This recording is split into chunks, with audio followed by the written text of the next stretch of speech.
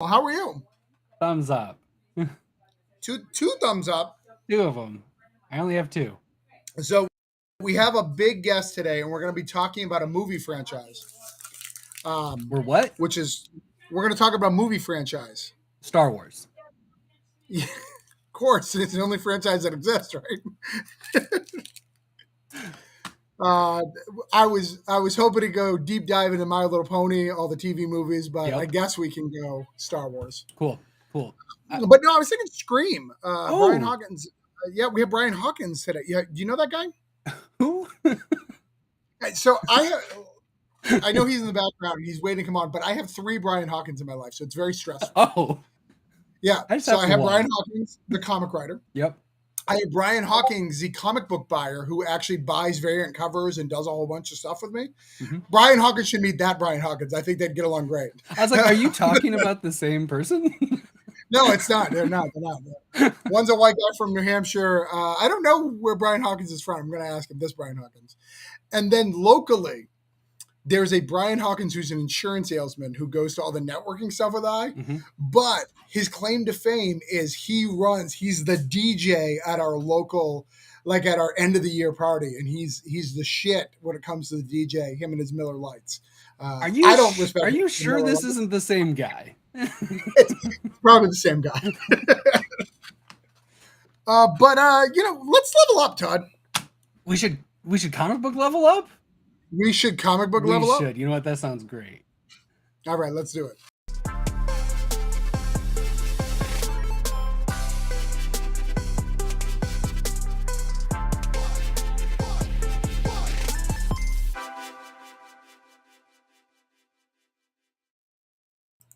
Yeah, comic book level up. We are here. We are. Tonight we have a great guest. We have Brian Hawkins. We are going to break our normal rules. We're going to talk about comics, but then we're going to deep dive into Scream because Brian is a huge fan of Scream. I'm a huge fan of Scream. Todd's a huge fan of Scream. Todd, did you get a chance to see it? Oh, yeah. Oh, fantastic. Yeah. Did you bring the young one? I did. I brought the teen, and he is a big fan. So that was big cool. fan. Yeah. I enjoyed it. Saw it opening night. Super fan. So let's bring Brian Hawkins on to get to that. Let's get to that. Well, I think are we starting with we're starting with comics first though. We're starting with comics first. Yeah. Okay. I'm so excited to talk about it. I want to know that tonight we're going to spoil the shit out of Scream. So, yes. If you have time before we air, like while we're here, you could probably catch the beginning of Scream 1. Yeah, go for it. Or maybe read the wiki. Read the wiki real quick. Yes. Catch up. Because there's a lot there. There's a lot there. You don't need the TV show. We're probably not going to talk much about that, but we may. I've seen it. So me too. I'll talk about Dawson's Creek a little bit. Bring some Kevin Williamson in. It's going to go deep. Okay. It's like what? It all makes sense now. It all comes full circle. So yeah, let's get one of the 3 Brian Hawkins on to talk about it. Let's see which one. It'd be awesome if you had them all back there. That'd be crazy. Choose the Hawkins. Here we go.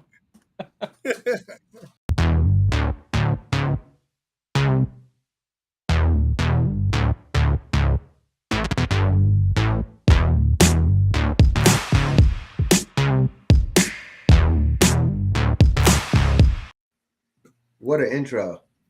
Is this one? Right? What an intro. Wow. It's just me. Sorry. Minus the other two. All right. That's fine. I'm good. I don't like to see the other one who does the DJing more than once a year, so that's fine. Okay. Because nobody wants to be sold insurance ever. That's ever. Well, I don't care how much you can save. Welcome to the show, Brian. Glad to be here. I'm very excited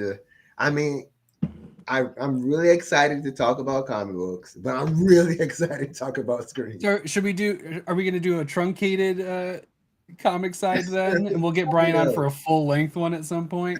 Who knows? We may, but I mean, he's got such a long career. Like for someone how long have you been doing this, Brian? 2012 actually would be my start date, like self-publishing and trying to just get out there. So 2012, 11 years. Big 1, yeah. Well, it'll be 11 years this summer, actually. Nice. Yeah. So you're 10 and a half. 10, there we go, 10 and a half. 10 and 6 months. And what, because your stuff, what's crazy about it, like a lot of our guests we've had, it's at the 10-year mark where like comics, like it's harder to find information about what you've done. Mm-hmm. I know it because I've read most of your stuff. Thank you. So I know a decent amount of it, but I don't have everything. So what's number one? What's the first thing you wrote? The first thing I wrote was actually it was like this one issue of it was a horror slasher called I Am Michael Watcher. I actually have a copy of it. I might have the only copy of it actually. And right behind that, though, maybe a couple months later, it was America's Kingdom, but it was the first iteration of America's Kingdom. I've been working on America's Kingdom for like years, since undergrad, really. But it was in 2012, 2013, where it began to take a comic book format. So I Am Michael Watcher, America's Kingdom is where it kind of all began. All right, so let's talk about American Kingdom. It's still live on Kickstarter, right? Yes, it is. Yes. All right, so we'll have those links in the comments. Appreciate it. What's going on? What is this 11-year odyssey? Why is it taking so long? Because it's not you. You've done tons of other things, or is it you? Like what's going on? What is it too big? What's going on? It's a little bit of both. So, self-publishing in the very beginning and trying to figure everything out. I was really at the onset of Kickstarter, where that platform was just beginning to kind of like take off, right? And not really knowing a whole lot about how the comic book industry works from a certain standpoint, a certain regard or spectrum. So America's Kingdom was originally a screenplay that I began writing in undergrad. And over the course of time, I rewrote it several times. I sent it out to lit agents, et cetera, et cetera.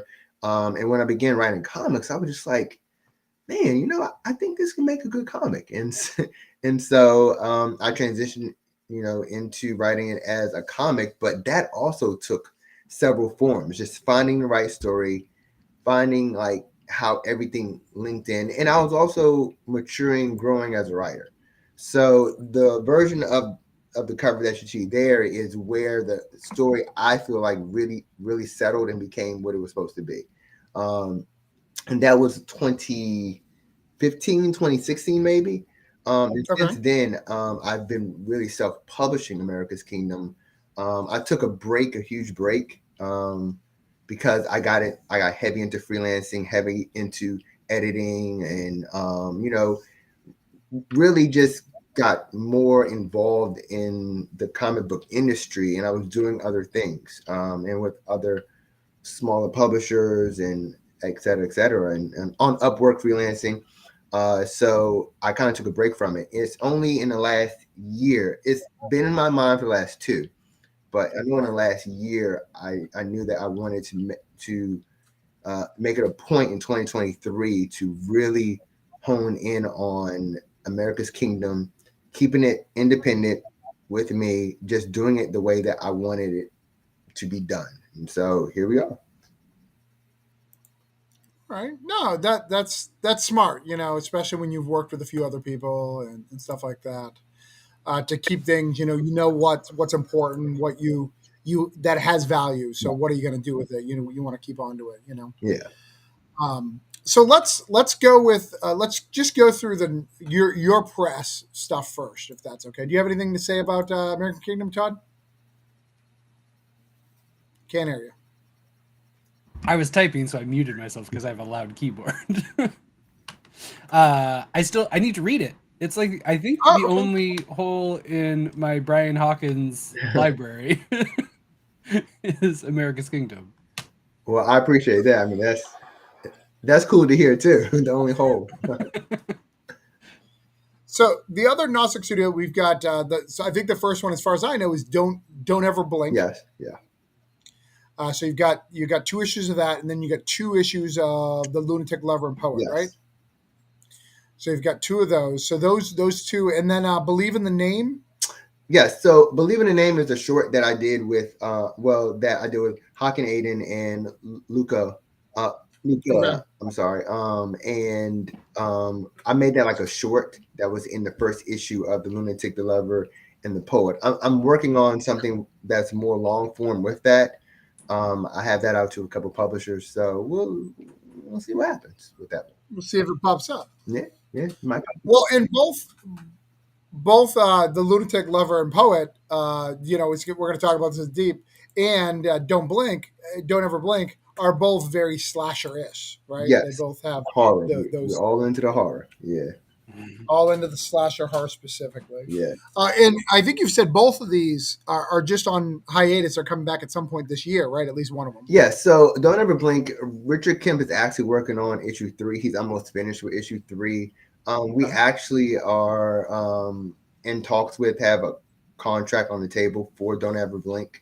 So that most likely is going to be going to the direct market. That's our plan with it.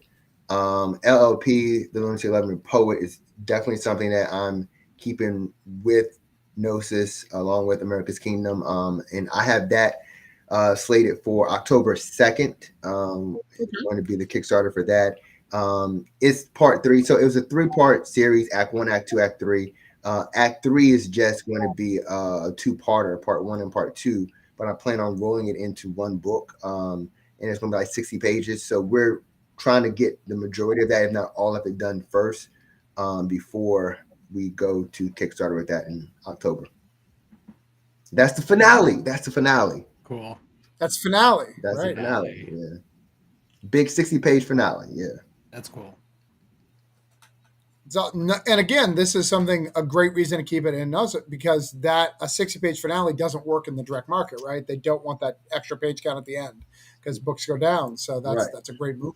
Oh, I appreciate it. Yeah, it's just with I just made up my mind with those two things that after working, being fortunate enough to work with several publishers, that there's some things that I would like in the direct market, but there's some things that I kind of want my hands on and control in and how it goes. And AK and LLP are just two of those IPs that I just want to just put out there. I guess you can call them passion projects. So yeah. I could see how LLP would be a lot different if there was like other people trying to get like into it. Right. They definitely have their opinions, and I think it's good because it's unique and it has a singular vision. I think it's a story that more hands in the pot would dilute it a little bit. So I'm right there with you. That's good. I'm glad to hear that. Thanks. Thank you. Yeah, absolutely. I think that it's a great book. It's really well put together, and I think it should be one of those books. I think anybody who's read it will know that, hey, the next one may take some time because there's a lot of like elements that you gotta factor in. Right. And and then the artists Marcio and Gabriel on colors, like they've been great in being patient with me and how I want to sculpt the story, because my plan for it has, while I have an overall idea of what I've always had what the story is, because that is also a book that was originally a screenplay, and so it coming into comic book form, I really wanted to do certain things with it, and just again growing as a writer and just certain visual cues and aspects that I know that I can put in there now. It's especially with the finale. I definitely wanted to kind of take my time with it to make sure that that everything synced and made sense, and to revisit the outline and the story, the summary and the synopsis for it. So it's taken longer than I wanted to, but again, that's also with my schedule of things. So, but they've been really patient with me, so I'm thankful for that. Yeah, question for you about your development. Like, do you in your head go? Can you take off the blinders? Like, for I got to do this for Mad Cave or Aftershock or Scout. I got to hit the 22-page mark and do it. Versus your own stuff, can you take that off and do whatever you want, kind of in your own stuff, or do you have that mindset? I have to hit 22 pages. Well, that's a really good question, and I don't necessarily try to hit like that page mark, but I do think that um I'm I try to structure everything now, like and it might be just me getting older and just keeping track Sure. of all the stories and how I want the stories to go. I know early on I kind of did a lot of more free writing. It's in my head, Yeah. like I have it, but having now being having been an editor for a while and also trying to organize for different publishers, I now see the benefit of really organizing my thoughts and Right. even having that outline there. Even if I deviate from the outline, I still have something to go back to the reference. So mostly everything I do now, I would say about 95% of it, I have some form of story that's already written out, be a synopsis or outline, where I can refer back to, even though that might not be the end product. Yeah, no, I feel you. My goal, early on when you look at the broke down stuff, I wrote as long as I wanted, but now as I progress, I'm trying to get closer to standards, right? Mm-hmm. Like trying to get more publishing gigs and got to get close to that 20 pages, Mm-hmm. I've only got to the 20 pages once. I've got to 24, 22, a Yeah. decent amount of time, but that 20, I don't know how Marvel and DC people do it. Like, I don't get it. 20 can be tough. 20 means like, so when I was doing in this was like a few years back, Devil's Dominion with Black Box, and it was 5 issues, 20 pages. And I think that was really my first, yeah, that was my first 5 issue 20-page series. And so I remember trying to make sure that like everything that needed to happen in those 20 pages needed to happen to carry us on to the next issue. And I remember that it was a learning curve for me, for sure, because there's a standard, and you're working with the increments, because of course page rates, that's Right? money, that's print costs. So there's a lot more factors than when you're self-publishing I prefer to say independent publishing than Sure. when you're working with someone else, and you have to make sure that all these things are I's are dotted, T's are crossed, and so forth and so on. So Yeah. What, and Mad Cave is 20, right? Or are they 22? they originally were 20. I know that in some instances, like in Nottingham, or like when extra pages are needed, it goes to 22 or 24. Sure. But for the most part, it's 20, 22, or 24. Yeah, my friend David Galliano, I remember on the last page, Mad Cave came on the last thing of the last script you guys came back to him. I think you were even his editor on Savage Bastard Yeah, going, we can give you 2 more pages. And he was like, what? That changes everything. that's And a great story too. That's a great story. I just remember like not being able to functionally understand because I was such in the Kickstarter world. Yeah. I was like, Like what? what are you talking? The 22 pages is nothing to me. Like, I need at least 4 to accomplish what I need to accomplish. Yeah. What are you talking about? 2 pages being a gift. 2 pages is a lot. That's a lot. I got 2 more pages to work with. Oh my god. It's gonna change my life. Yeah. The trade is now gonna be there's 82 pages. Oh, all right. We need some back matter. We got to throw some back matter in there. Got to make it easy. All right, so let's go into your Kickstarter stuff. Mm-hmm. Danny's got something to say. I'll let Todd click it because I click things and Todd got sad. I saw his face. It was a sad face. Love Mad Cake. Drew a few of their upcoming titles. I was laughing at you, but that's fine. Danny also says new David. I assume he means David Hazan. Mm-hmm. Yeah. I love David. Dude, David Hazan, though, sounds extremely like Middle Eastern, which is not David Hazan. All right, so let's go into your other Creator World books, but we'll go into the Kickstarter one. Okay. So, we started out with a story that we don't like to talk about. So you did a little book for a small publisher named Angelica Reigns, which a little rough. Hey, I love that story. He said we don't like to talk about. That's funny. Well, I think That's funny. it's not that we couldn't even talk about it. It's that you're so far beyond that now, right? Because that was a thing. That was a war for a little bit. And then I was like, I have another book. I am also going to war. And you're like, I'm cool. As long as I'm a fight with him, I'm done. You and Greg dipped. You and Greg both were just like, we're good. It was, you yell at him on the internet. It was interesting. It was an interesting time. It was an interesting time.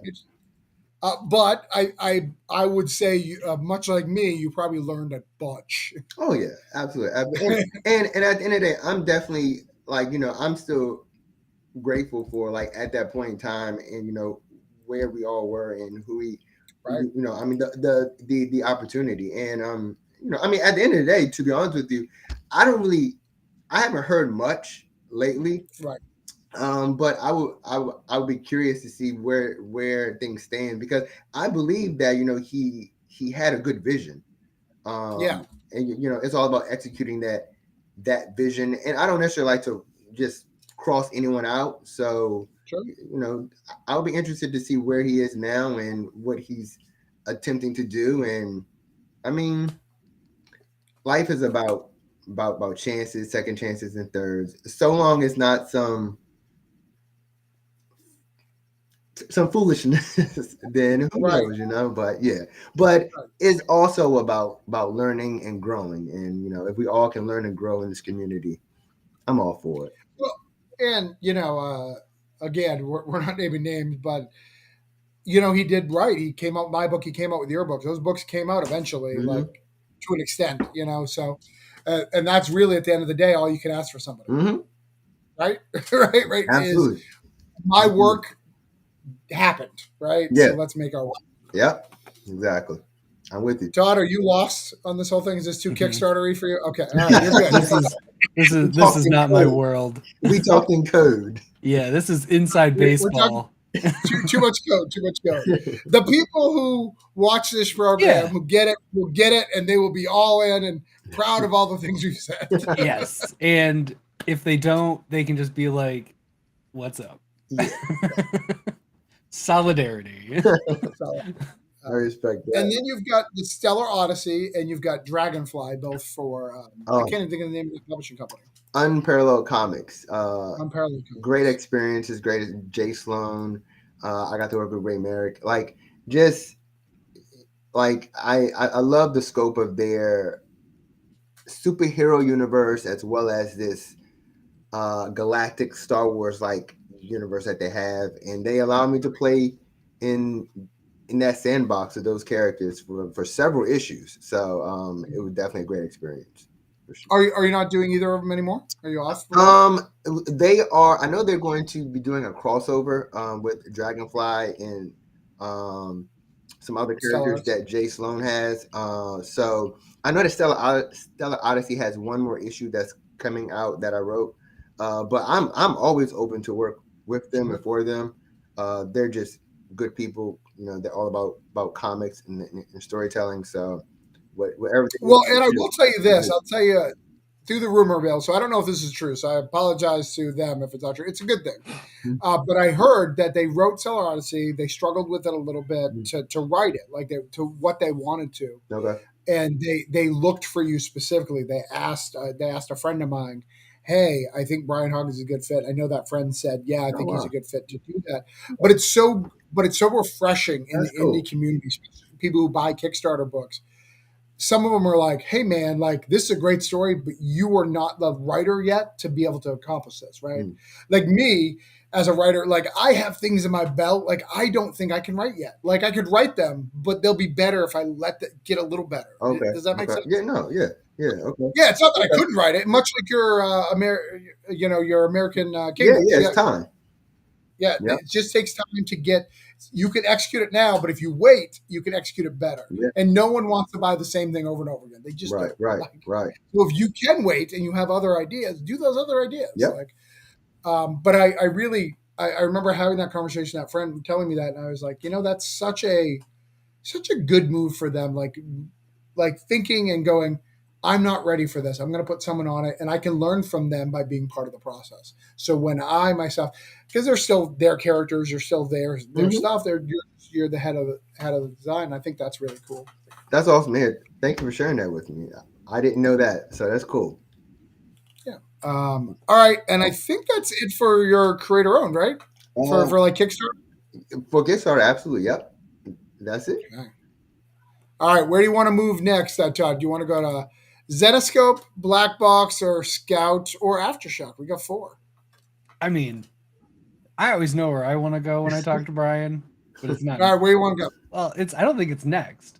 What was your first direct market? Well, my first direct market was actually Devil's Dominion with Black Box, which was a work for hire. So yeah. All right, well, let's go to Black Box. Yeah. So I love Black Box. I love what they're doing. I love his unique approaches. He's got all these ideas, and he's hiring.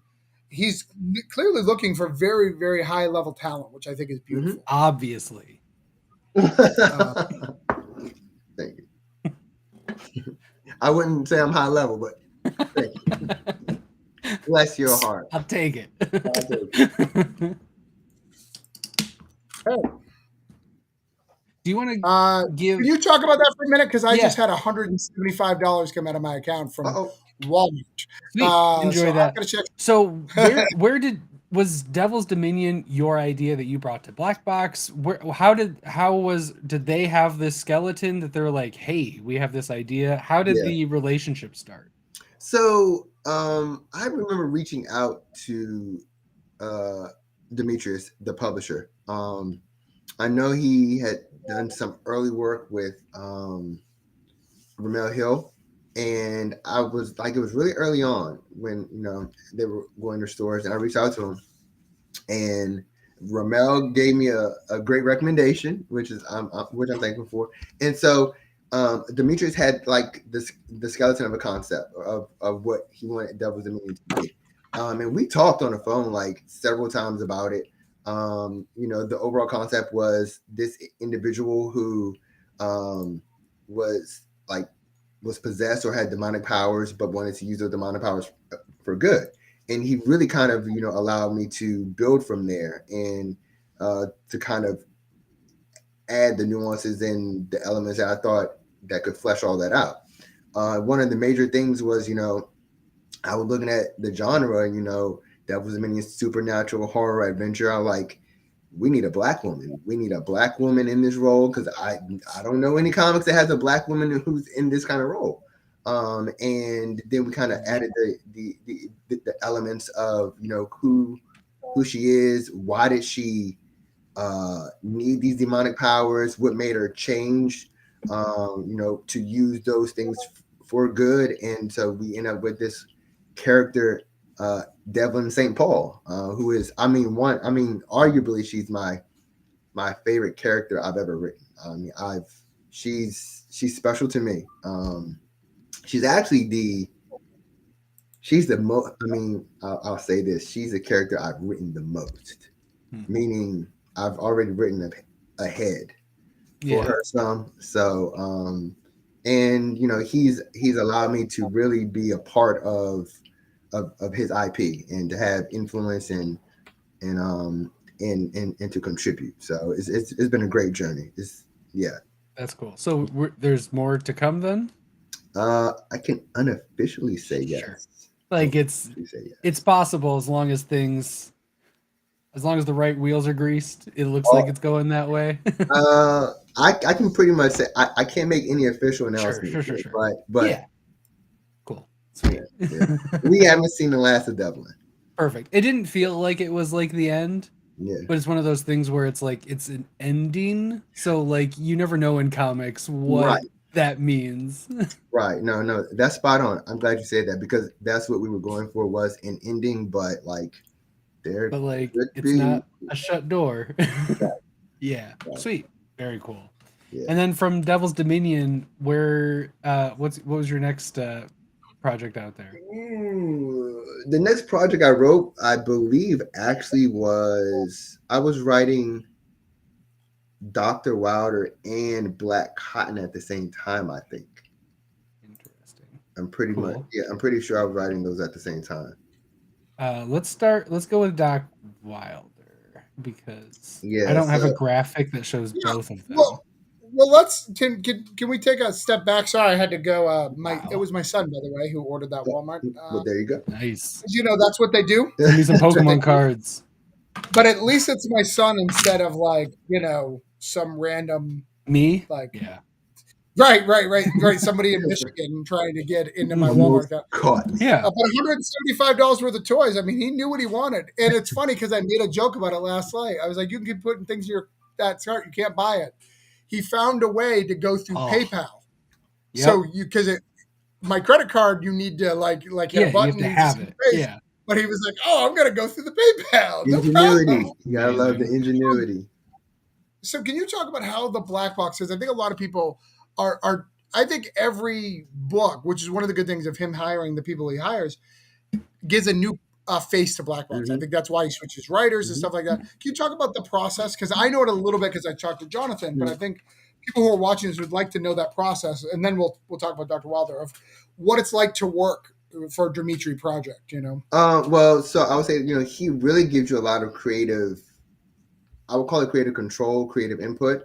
Where he has the concept, he wants, he knows the vision of it, and then he allows you to really flesh it out. And the things that's like, I tend to write about the human condition. So somewhere along the line, there's something in there that's going to speak directly towards that. So he allows that creative input to be put there, and then like even through the process of like drafting, it's not where he's looking over your shoulder, but it's an open channel there of communication, dialogue about what he wants to see in there, what you're doing in there. It really is honestly this great partnership. It's great synergy where you're really working together to bring this idea. And I mean, on another level, he's always sharing the artwork. When the artwork comes in, he's sharing it with you. It's not like, well, you wrote it, I'm gonna go off and do this. It's you're in on the whole process, and it's a lot of just mutual respect, a lot of friendship, a lot of kinship, and I'm hoping he's supposed to be in. Going to Heroes Con, so I'm hoping to link up with him finally to meet. We've never met in person. We've had so many conversations on the phone, through Zoom and all that, but we've never linked in person. So hopefully this summer we'll be able to link in North Carolina and just hang out a little bit.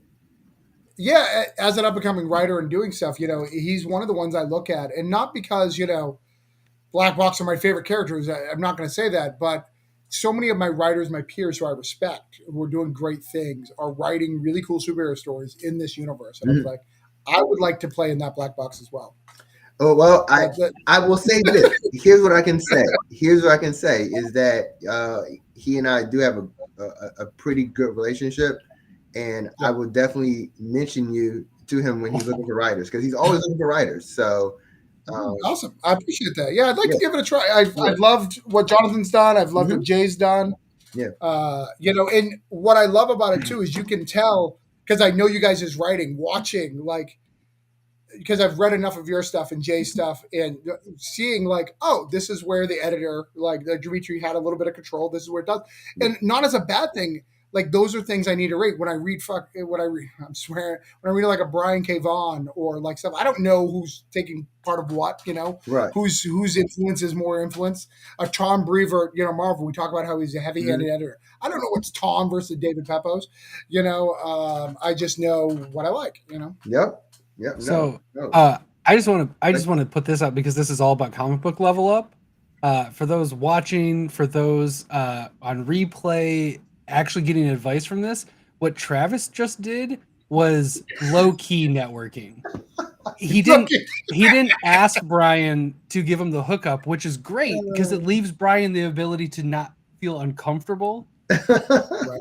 While if he wants to do it, he can freely give the we can make that happen. So there's an actual comic book level up in real time, which is the first time that's happened on the show. There we go. Hey.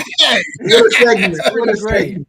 I think it's great. I think it's wonderful. Absolutely. Because that's how the world works. It is. There is no resume. It's what just happened there. That's how you move along. I read Travis' book, so I know. So that is his resume. So that is resume. Right. Yeah. There you go. And it's a good There you fit. go. It's a good fit. For Anyway, All right, you can go to Dr. Wilder now. Sorry, we went deep into the black That was good.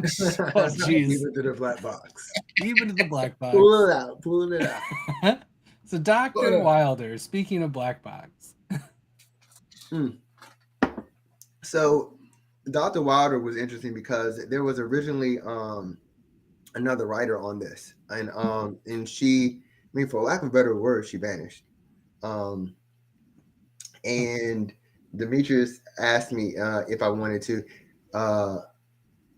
take a look at the story and step in and see what I could do with it. And I read the first two issues were scripted, but I ended up playing around with it and I changed a few things up. They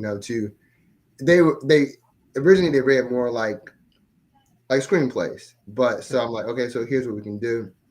And again, he gave me the freedom to go in to play around with this universe, and we end up creating this, in my opinion, this amazing near future story about taking down big game and poaching, and where with this amazing, again, strong black woman character that is like Olivia Pope, but except she runs bless your heart, Brian's from the South. I am. I'm from Virginia. Bless your little heart. Bless your heart. Oh my.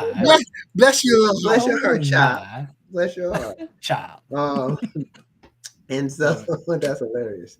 And so we ended up creating a story that had this Olivia Pope like character that handles basically a crisis management for animal rights. And it's a story that I absolutely love. And I definitely I still want more people to read it because I think it's one of it's some of Black Box's best stuff. And I think they have a lot of great stuff, but I really, really like what we did with Dr. Wilder. I like that it's different and the message is different too. That's not like an underlying animal rights is not usually something that you pop up. If it is, it's usually heavy-handed and like it's meant to be for animal rights. Yeah. Like whereas this doesn't feel like it was meant to be for animal rights. It's a part of the story. And it's interesting that you said the first two issues were like semi-scripted, and then did you fiddled with them and then you went on to like finish it out? Yes. Yeah. So cool. I rewrote the first two and then I just knocked out the last three, and it was a great experience. I mean, I really have a lot of love for Dr. Wilder. So that's cool. Yeah. That's interesting. I'm assuming that's pretty unique, having to take somebody else's script who evaporated and then do something. Is it because did they already have art going for it? So were you like no, okay, so you weren't constrained by any means. No. That's cool. Yeah. He allowed me to, the concept that was set there for issue 1 and 2 remained. It was just really certain nuances, how we presented, really hitting like very specific story beats, and just making sure that the story from issue 1 and 2 had a focus where it was going. So, and just honing in on the characters, because there were some great characters there, but you just have to make sure that they are playing their roles as they're supposed to. They get to shine versus just kind of being there. Yeah. That's cool. And then you switched it from more like a screenwriter format to like a more comics traditional script too? Yeah. The artist probably appreciated that. Yeah. They're probably happy with that. Yeah. So not a dog station. What? Wendy sharing dirt.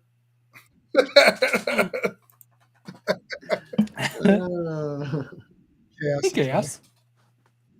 I'm from Texas. That is definitely a Southern enemy. Yes, it is. You are correct. Bless your heart, child. Now, does Black Box actively do just one series at a time live? That is his model for right now. I know that he's tinkering with yeah. with But I know that for right now, he's really a smart guy, and he is making sure that he's able to really put product out and not be overwhelmed. right. So, yes, smart guy. Well, we've seen Yeah. it. That's a good idea. We've seen it. Like, hey, new publisher, 12 titles. Yeah, it's like, okay, You're like, I can't hold on to go this. all in. I'm gonna Go all in or go home. Well, hope I'll be able to finish these. I guess I'll go home. Mhm, mhm. Ignacio, what's up, bro? Ignacio. Ignacio has been Ignacio. killing some pages, guys. Oh my god. Oh, Ignacio is Yeah. the man. Yeah, see, I can't be giving you my artist, and you every time I partner with an artist, I he's owe- just like, by the way, we want to do this little I owe thing. you. Oh, I owe you, see? I like this guy. I want the Santa thing. He's just so I'm like, hey guys, you free to do something? They're like, what? Who are you? No, I work with Brian Hawkins. Oh, I'm sorry. No, hey, I owe you. I completely owe you. I got you. Trust me, I got you. All right, we're good. All right, so I think we're done with Black Box, right? We're Oh, done hold with on. Black Box. We're done with the Black Box. Yes, that is. I believe that's the end of the Black Box, unless there's something else that I didn't grab. I think it's just those two, right? That's all for Black Box For now. For now. Yes. All right. Contractually obligated. There you go. You haven't done any pages from that thing I haven't sent you, though. You haven't What's done any that? pages from the thing I haven't sent you. I love it. Correct. What the heck? What the heck, Ignacio? It's just a smiley face. He knows the rough idea. Mind meld. Mind meld. You know what's in my head? So Right, it's only a pitch. I'm not going to write a full script for a come on. pitch. So from Dr. Wilder, you said you were at the same time concurrently writing Black Cotton while you were writing Dr. Wilder. Yes. Which They overlap.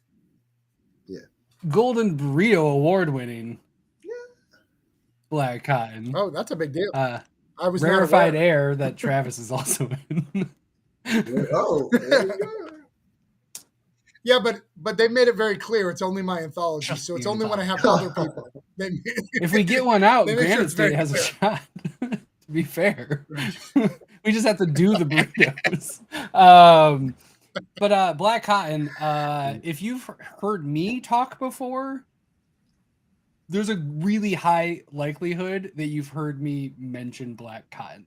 It is easily, since I've started doing this YouTube thing, the book I've talked about the most. Maybe Green Lantern more, but I feel like more people ask me to, like, they bring in Green Lantern more than I do because they know I'm a big fan. So I don't know if we've talked about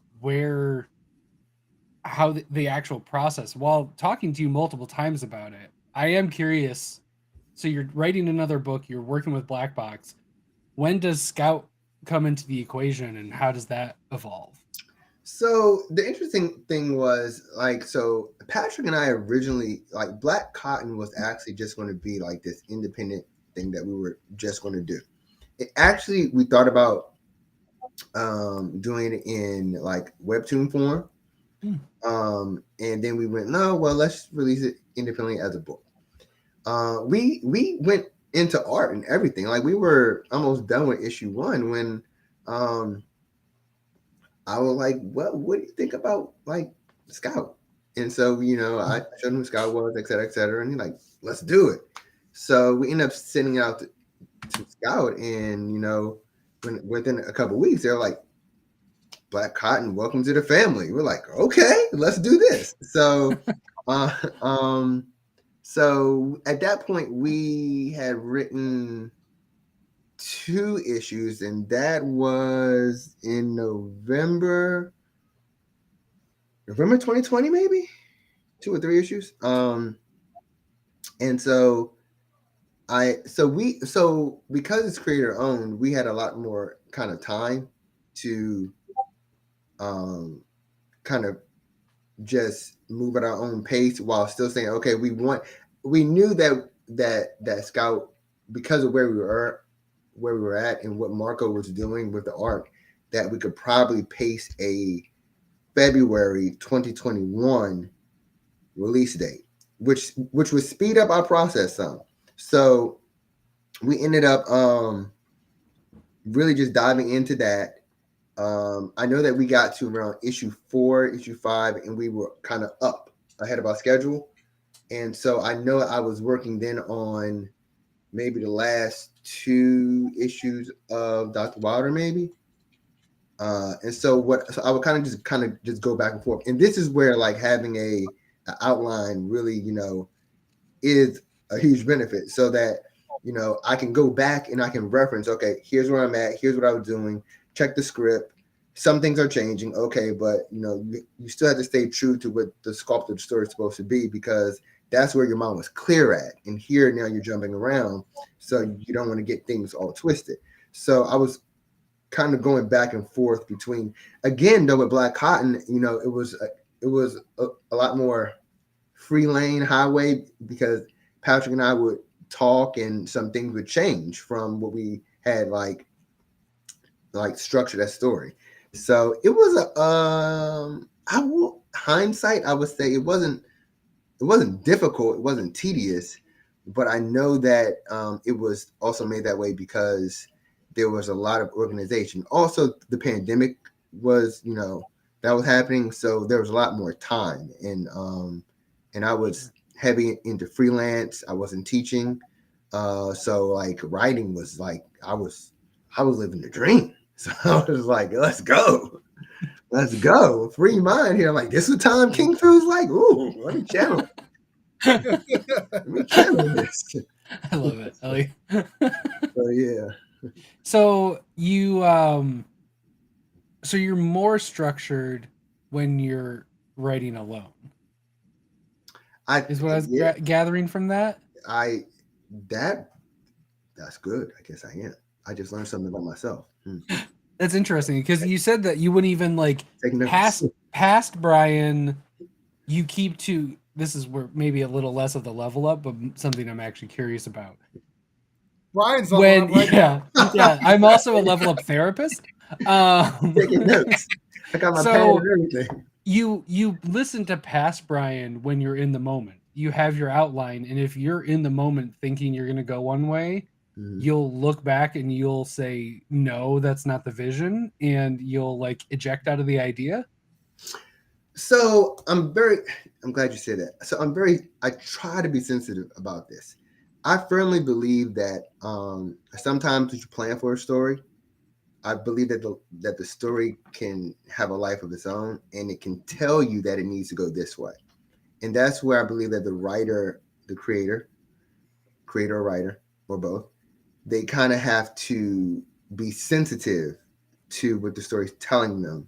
And if the story feels like it needs to go a different way, then you should allow it to go that way, because the story should have the opportunity to live. What you've created with the outline is just your initial blueprint and outline for what you believe it should be. But at the end of the day, I don't think you should necessarily dictate that's how it has to be. I always go back to, and maybe she's become the person you shall not name, but J.K. Rowling. I go back to something that she said in the past about she would not name. I did a little whole Voldemort play. Okay, right? Yes, no, it's good. Thank you. This person that shall not be named. I feel like well, she actually said that she planned for Ron and Hermione to be together, and she was writing it, and she got to book 5 and 6, and she felt as if the story was telling her that Harry and her should be together, but she forced it and wrote it the way that she planned it. And she said, hindsight, she regrets it. And I think that's just a great example of like where sometimes, yes, this is planned that way and it gets you to this point. But I mean, at the end of the day, if she like your story would have still been the same. It's just that people would have got a different perspective. They would taken something different away, but the overall arc of the story with Harry and Voldemort would still remain the same. You lose something, I think, if you don't follow what the story is trying to tell you.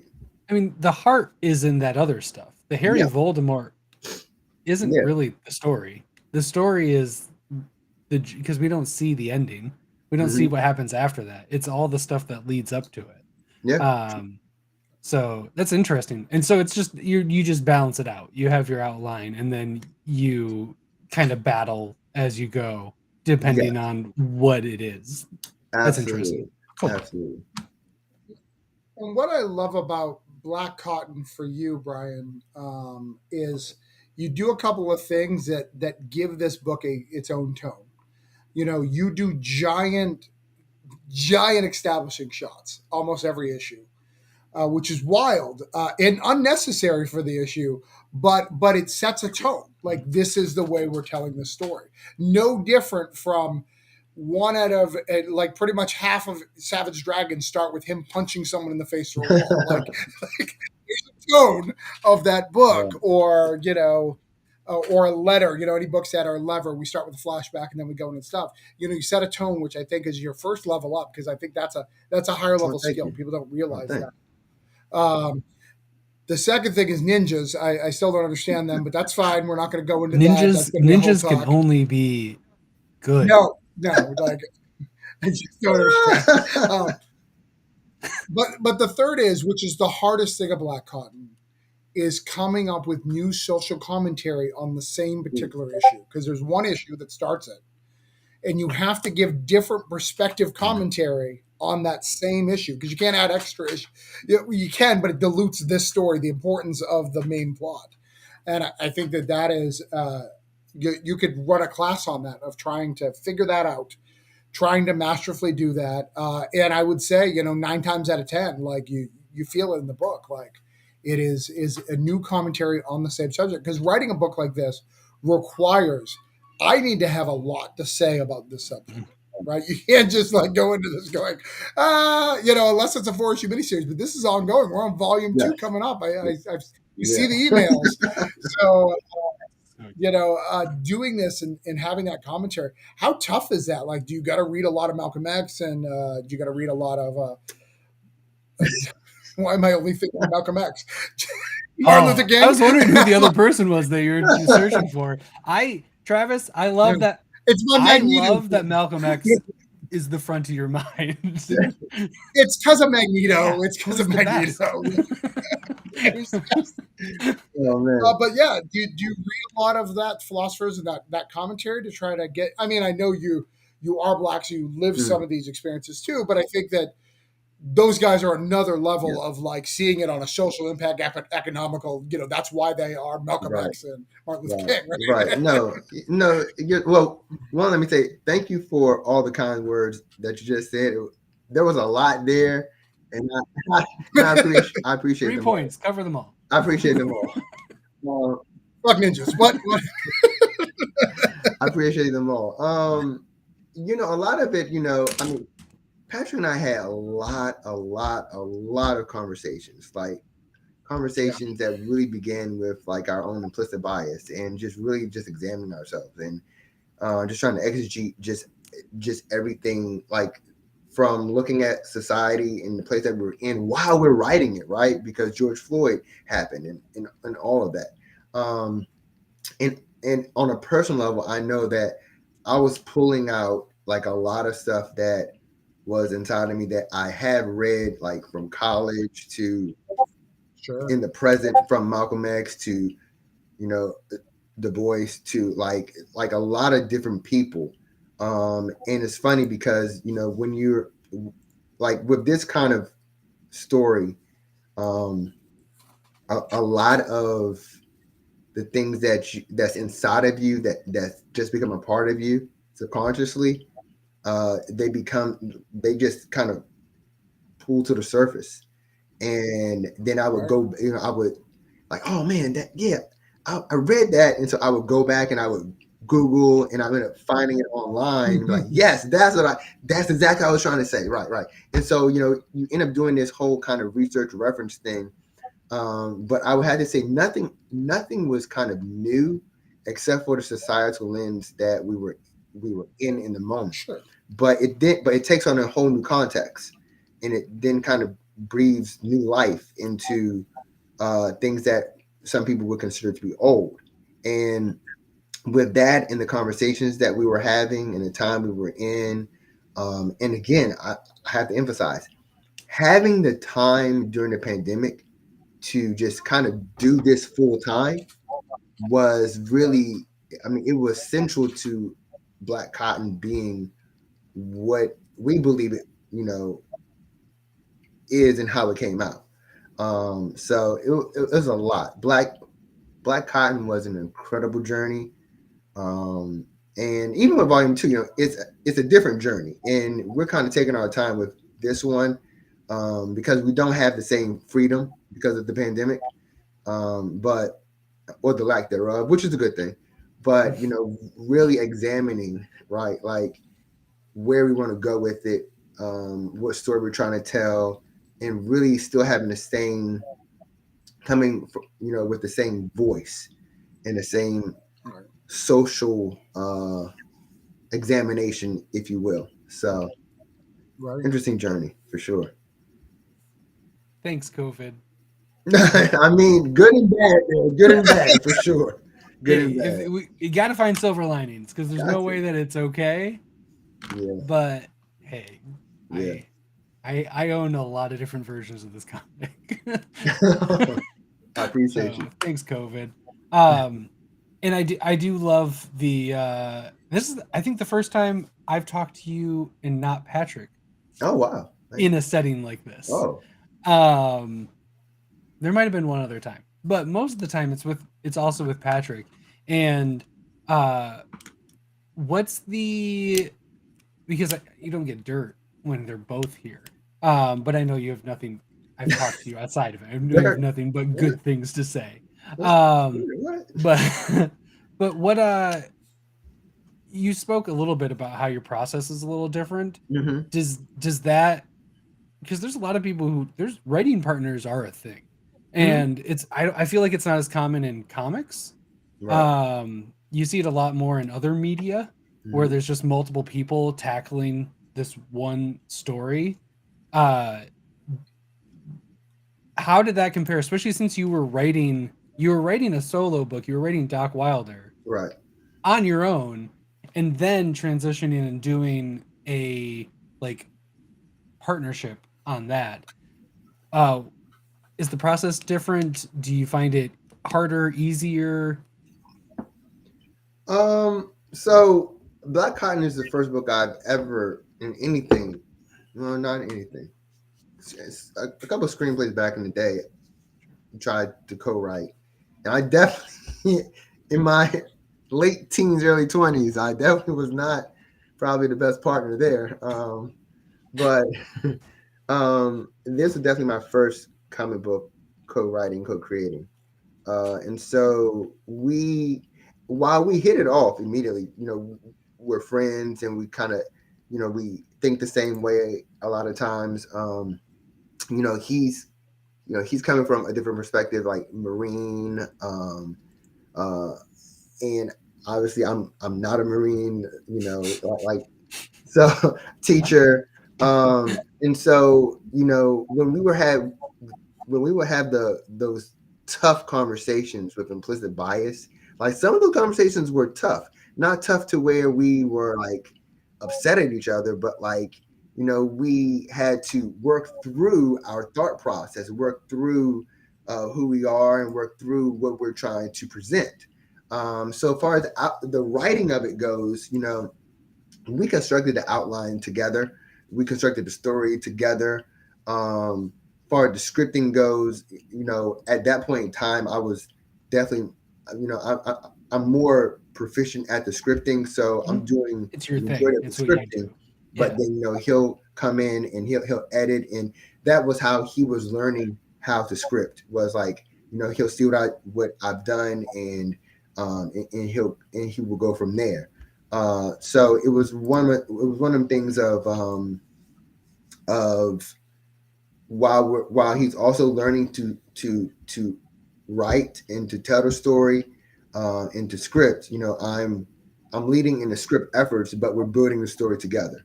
And sometimes I'm like, here's this idea, and he'll come back with this. I'm like, well, okay, well let me counter with this, and then we'll keep doing that until we really settle in on what it is that we want. One of those things was actually the twins and the swords and so forth and so on, and what that was supposed to signify, what it's supposed to mean, et cetera, et cetera. So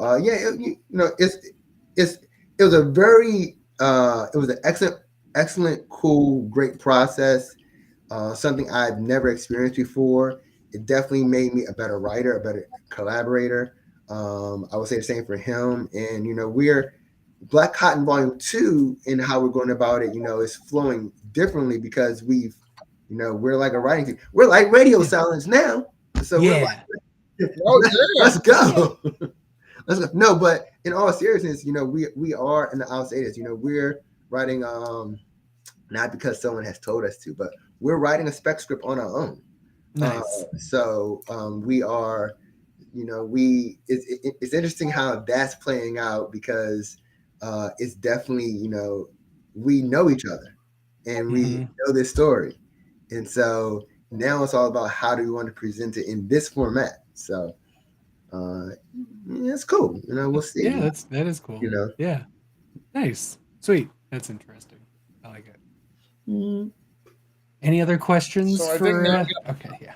But no, I think got to plow through our Zenoscope, Yes. Which I can't find my graphic for. Oh. So You've done a few Zenoscope little one shots, which is really, really cool. That's a cool company to work for. They do some unique things. They must have saw your women characters in Black Box and was like, we need to get them over here. Like the right women. Bring them over here. Yeah, you can write the women's, get them over here. He's indie, he's cheap. Bring him over. Here I am running. Yeah. Hi. Pat Shan can't write them all, gentlemen, ladies and gentlemen. Pat Shan can't write them all. I skid to my stop. I'm here. So yeah, you got to write some Van Helsing, which is a really cool character. I know that the Zenoscope fan base is rabid. Like they're very, very all in with their creators and stuff. So tell us about what that's all about, because I know you've done a few. I think it was 2 Van Helsings and one of the universe things. I got to do. My first one was the Dark Watchers Gretel story. It was a 72-page one shot, and then I got to do the 2 Van Helsings,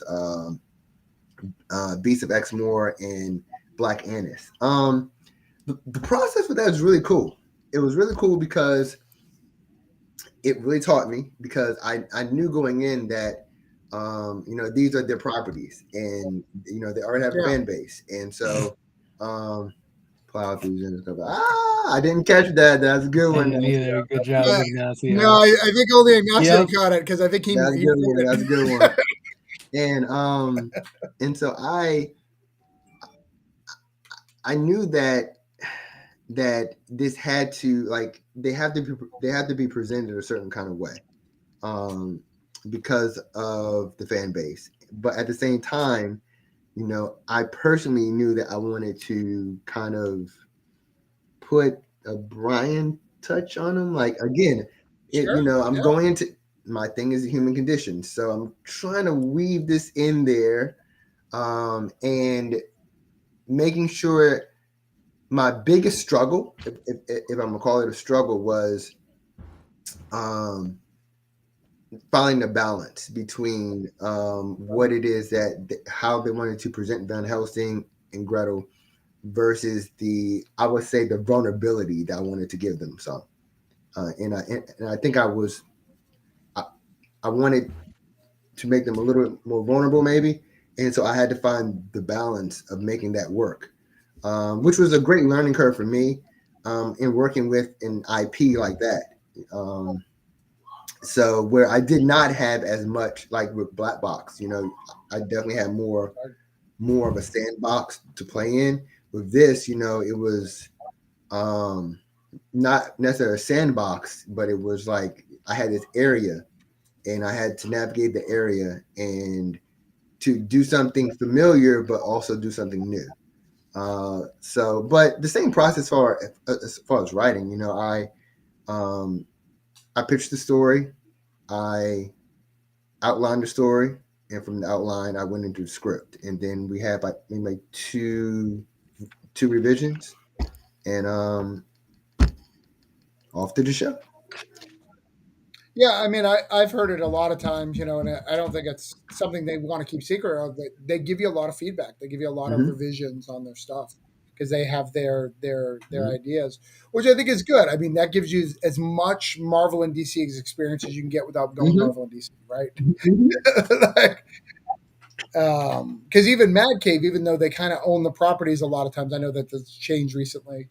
It's still kind of creator owned. It's not at the end of the day, it's not creator Right. owned, but like it's written Right. creator I owned. understand. Yeah. Like with the Van Helsing, like those IPs are kind of set in stone, and there's a formula to them, Right. and you have to be within Right. that formula, and you can't deviate too far.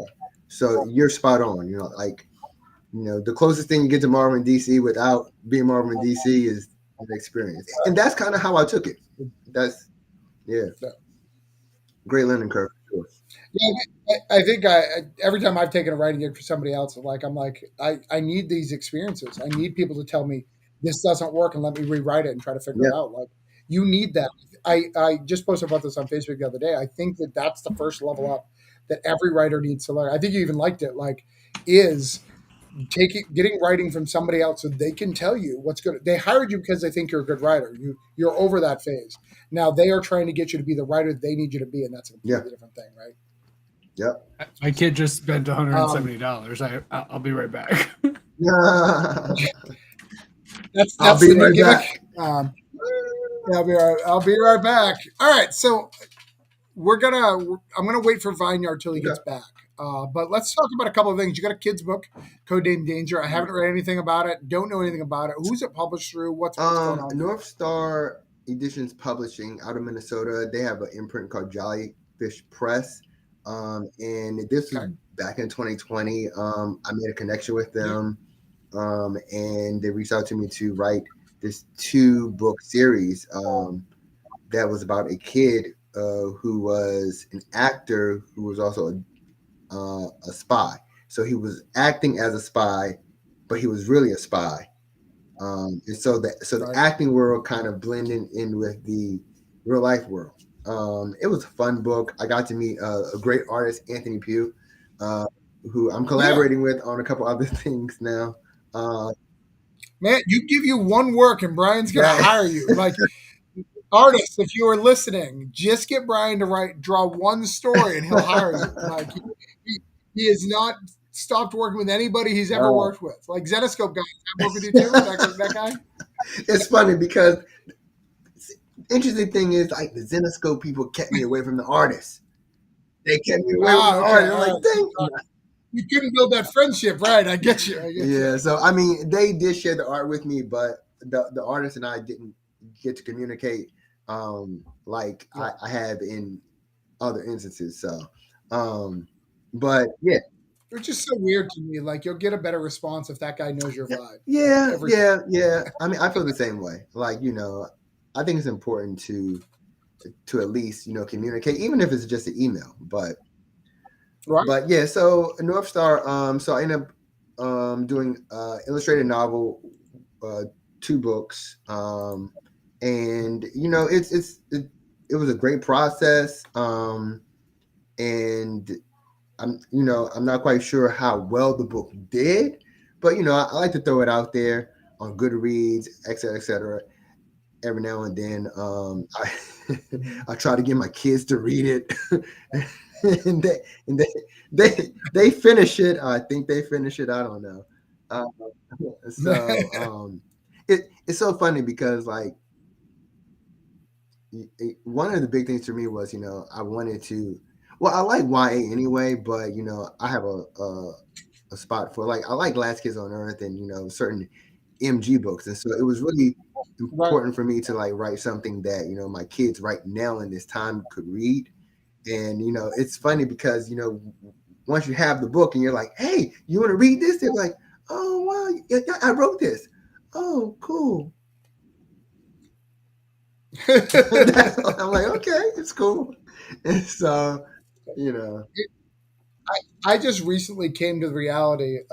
I met Richard Fairgraves, and I've started to become friends with him over the last month or so, and just the reality that you have probably about 30 books under your belt, give or take, right? oh man, maybe. I mean, yeah, I counted. okay, okay.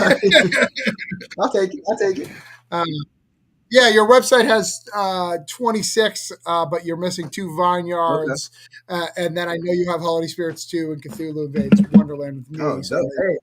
and I'm sure you have more anthologies. So you're close Oh, to like 30 nice. books. But when you go to a bookstore, there's people who have hundreds of books that we've never heard of. None of these writers we've Yeah. ever heard of. If they go to a Comic-Con, they're not welcome, even though they do the same shit that we do, because nobody knows them, and that's just Yeah. wild to me. Great point. Because you think you know the industry, but there's this whole other pocket that's like, you don't talk to us, like we Yeah. don't talk to you. We keep it separate. And that's not counting the webtoons, which also You're has their right. own little pocket. They don't talk to us, we You're don't talk right. to them. You're so right. It's this weird like thing, this focus, where you kind of stay in your lane, and that's where you got to You be. saying that reminds me But of the Star Wars universe, where it's like, and I really just began to think about it like this, to where, like, I remember watching, like 4, 5, and 6, and well, even the Right. prequels, right? And you're thinking that this Right. whole, like, this whole galactic empire, like this whole galaxy, just understands who Luke Skywalker is. Like you think like Right. everyone, like, this is the story, but then you begin to understand that, oh snap, like some people didn't even know if Jedis were real, and it's like it blows your mind. Right. Like, is that possible? But I think life is that way, right? Where something could be going on right here, and you think it's the center of the universe, but over here it's like, damn, no, they know nothing about it. Not a problem. Yeah, Silicon Valley Bank closing did not affect me 1 ounce, but I feel a lot of people are very stressed out about it. There you go. It still affect you. Right. It could still affect me. So let's go into Vineyard, and then we got to get to the Scream talk. Vineyard. Yes. Vineyard. So I've already said this to you privately. This is your level up, man. This book was fantastic, massively written from beginning to end. Really good for a 4 issue, especially because it feels like a 5 issue, which is so good. Every one of the 4 main characters all got an arc, which is great. They all had a motive, an objective. You felt for each one of them, and you could rely. I could see someone reading this book from a different perspective. Like I was with the son. Like, all right, we got to live this business. This is what we do. Like, I want to honor my father, but I could see someone going like, no, we need to bash out the old ways, and reading the perspective 100%, not caring about that other side. These guys are out of their mind. Let's do it that way, which is so great, right? Imagine if Scream did that, right? Where we see the killer, like from the beginning, like where the whole thing, you could sympathize with them. We haven't done that. What would that look like? So it was such a wild ride. It's really the best thing. Like, this is your resume book, motherfucker. Like get it out there. I appreciate that. Good. Thank you so much. And I don't take that lightly. So, wow. Yeah. I definitely appreciate it. We flash back to Black Cotton and come back. That was weird. Is this Fight Club? Is this real? Just a reminder, Black Cotton exists. Okay.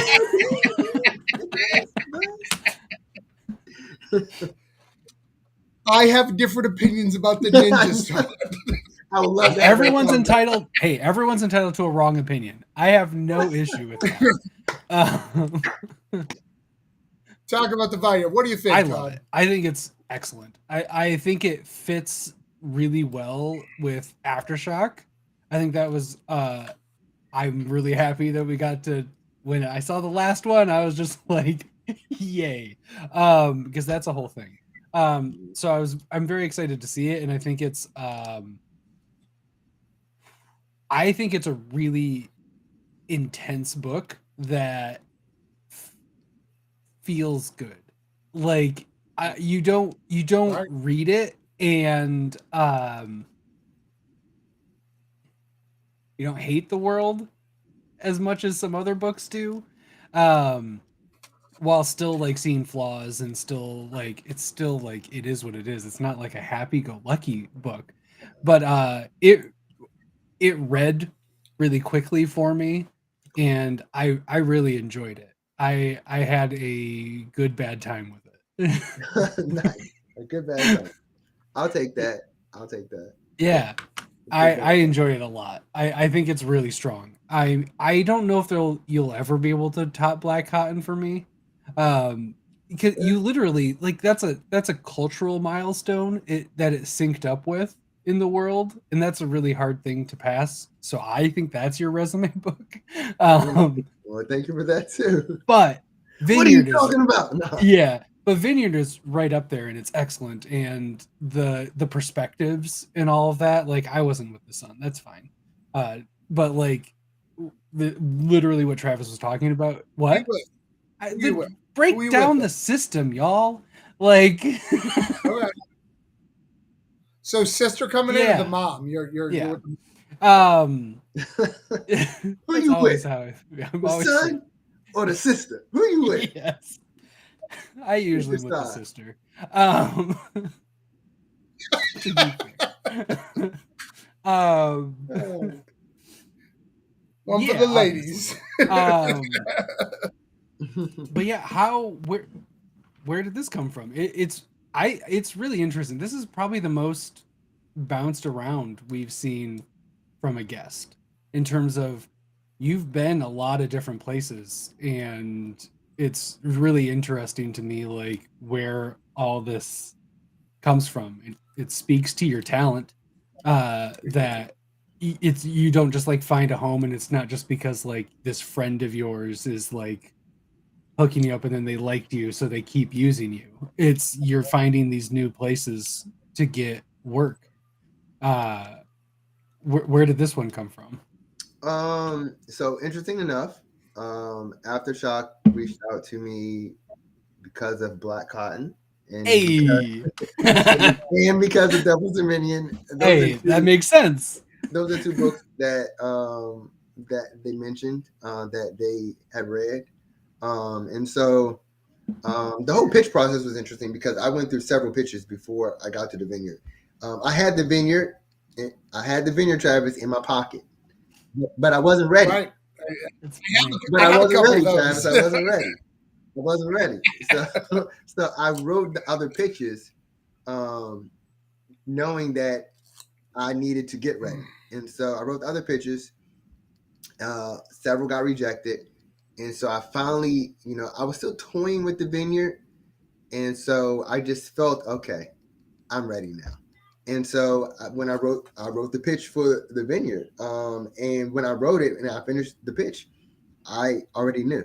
I said, this is it right here. I already know it is. And about 3 weeks later, it's like, okay, we are excited about this. This was unanimous. We're going with this. I'm like, okay, let's go. So we just jumped right in. We honestly just jumped right in. Um, the log line was there, the pitch was there, the summary was there, the synopsis. It was just the outline. I cranked out that outline because I knew the story, and I had to wait, Travis. I had to wait. I knew the story, and I knew how I wanted to present it. I knew the voices, and I remember being on the meeting, and they're like, "Yo, do you have any artists in mind?" Sammy Cavella, first name I said, and I read Abbott, read Undone by Blood. Mike Marks, he emailed Sammy while we were on the call. Sammy was like, he sent over the pitch. Sammy was like, let's go. I'm like, let's go. It That's was just, awesome. it just flowed like that. And, Kismet. definitely a blessing. It was really cool. And the vineyard, just as a story, I wanted to do something very visual. wanted in wine to me is very visual. I drink wine. Not a connoisseur, but I like wine. And I just, I wanted to tell the story that revolves around wine. I'm like, well, you can't tell a story that revolves around wine without Dionysus. I'm like, come on. And I'm like, oh. And I love horror, so you got to take it dark.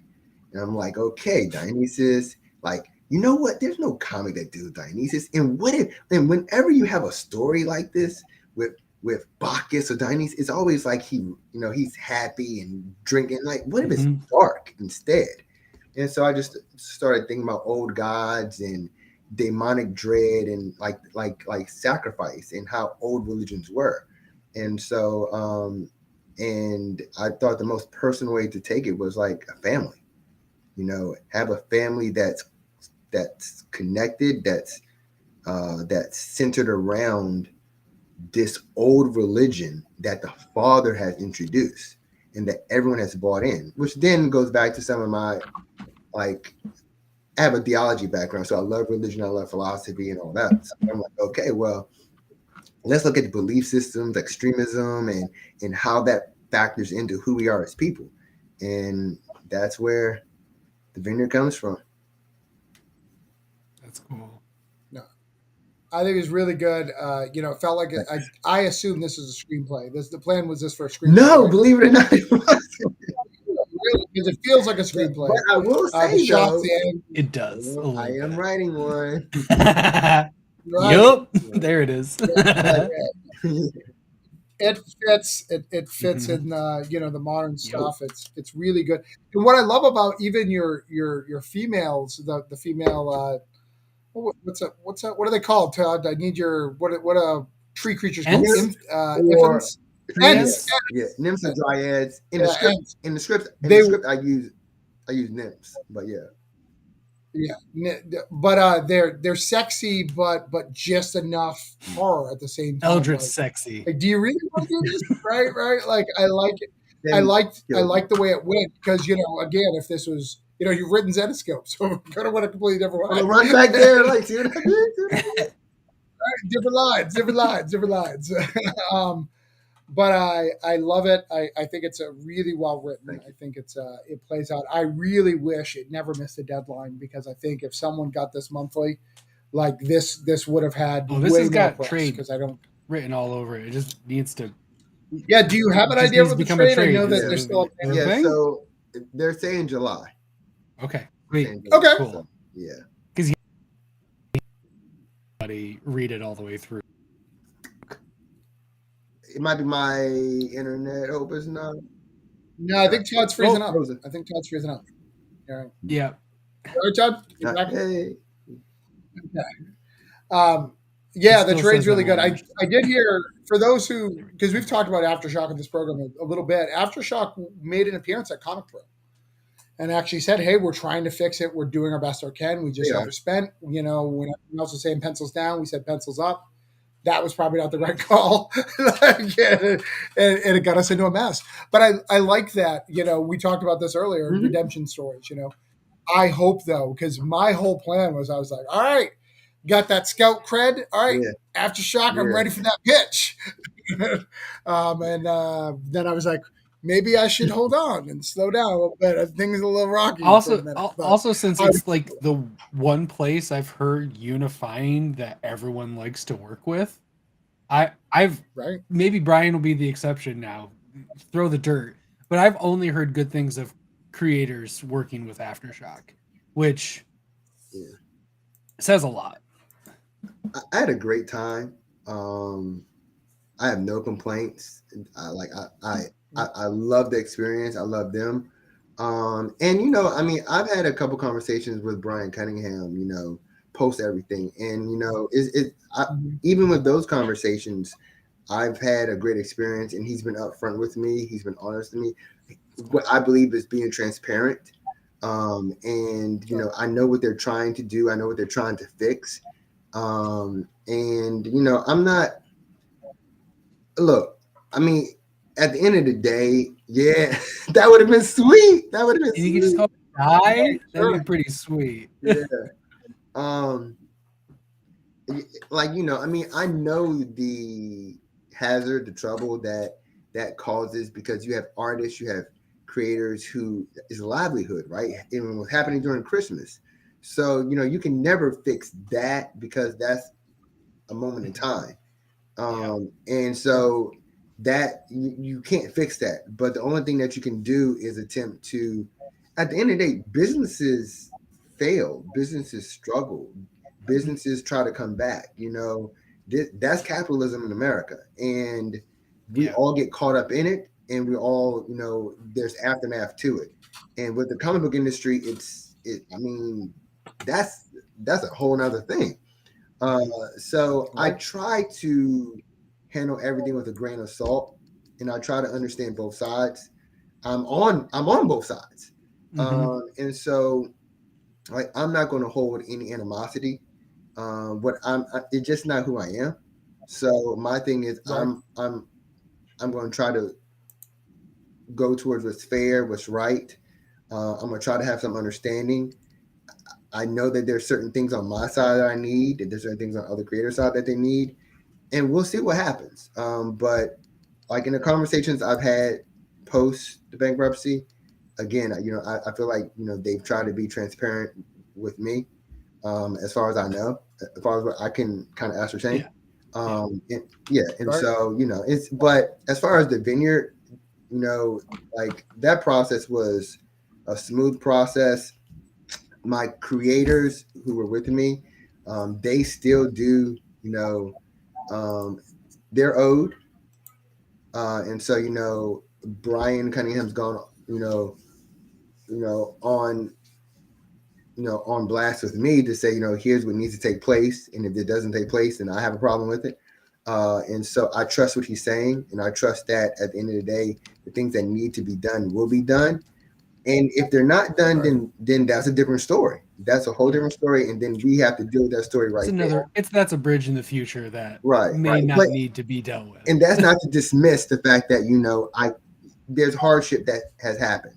Sure, and you can never actually fix that hardship. Yeah, and I mean that is, like you said, that is literally just doing business in this country. That is reality as we know it. Like that stuff happens, and it's how you move forward. Makes a huge difference on the perception of what happened. How you move forward is critical, because that's your redemption story, right? And that's how you show what you are. Exactly. That's because Yep. Well, and I think, when we look at these things at the end of the day, Aftershock has proven to be a level up for many people. Oh yeah. Like, it's a company that the bigger companies trust. They are going to get talent. The Pruitt, Joe Pruitt is going to get talent. He's very good at that. Like, let him do his thing. And I think that's something to note. And I feel they did, for my, when I think of my friend Brian Hawkins, I'm like, my boy's book came out. I have no problem with it. I know there's all sorts of extra stuff, but that's what I look at the end of the day. Did my boy's book come out? Yep. All right. Made me happy. I appreciate that. I appreciate it. Go ahead, call me.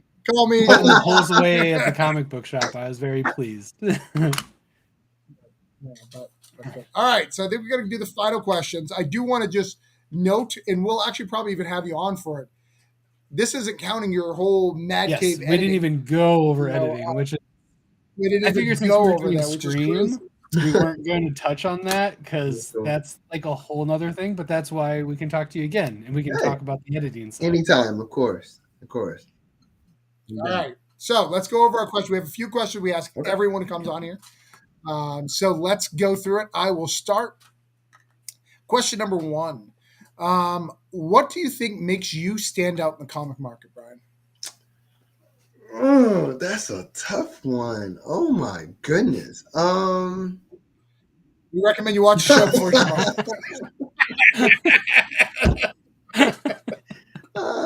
Duly noted. But I'm not prepared anyway. Right. I did watch the show. I have children. I didn't really see a lot of it, but I watched when Olivia came and asked me to play LOL dolls. Dang it. So I think it's Man, I've said this a few times, but I think that um, a part of my storytelling is central to my storytelling is the human condition, and I think that Right. um, I've kind of hung my hat on that, even going back to being a teacher. Like I taught literature through the idea of the human condition. Even my Substack is named Character Plus Obstacle Equals Story, and so I'm always kind of going back to my teacher roots. And I think how I write stories, the comics I create, is kind of still coming from that same place. And I think it's not so much of anything that I do per se. I do think I try to I don't want to say networking, but I try to reach out. I'm not shy to reach out. I'm not shy to just throw someone something on LinkedIn, say, "Hey, I hope we connect someday," or something like that. So I'm all about like reaching out. So I think that's a part of it. But as far as my storytelling, I think I know who I am as a person, and I know the kind of stories I want to tell, and I don't have to like bombard all stories to feel that way, but I know how to put me into a story. Like all this purpose is to convey a message, and I always have a message, and I try to put that message in different characters and different stories where I can, and I think that's kind of like my signature. Mhm. I told you I watched. I knew It's good. it was It's all a good. game. I knew. I agree. It's all a game. It's all So good. we talked a little, we touched on this just now basically. But the second question, when the unexpected happens, when the expected happens but it still sucks, what makes you keep going in this career, this constant battle to level up? What keeps you going when it becomes difficult, almost to the point of like I hate everything? So I'm at the pull. I've always had this thing ever since he came into the league, and it was before he became who he was when he shot the air balls. I have this thing with Kobe Bryant, and I just feel like even more like especially later in his career, and even more so now that he's gone. Like for some reason, because the phones they listen and they watch you anyway.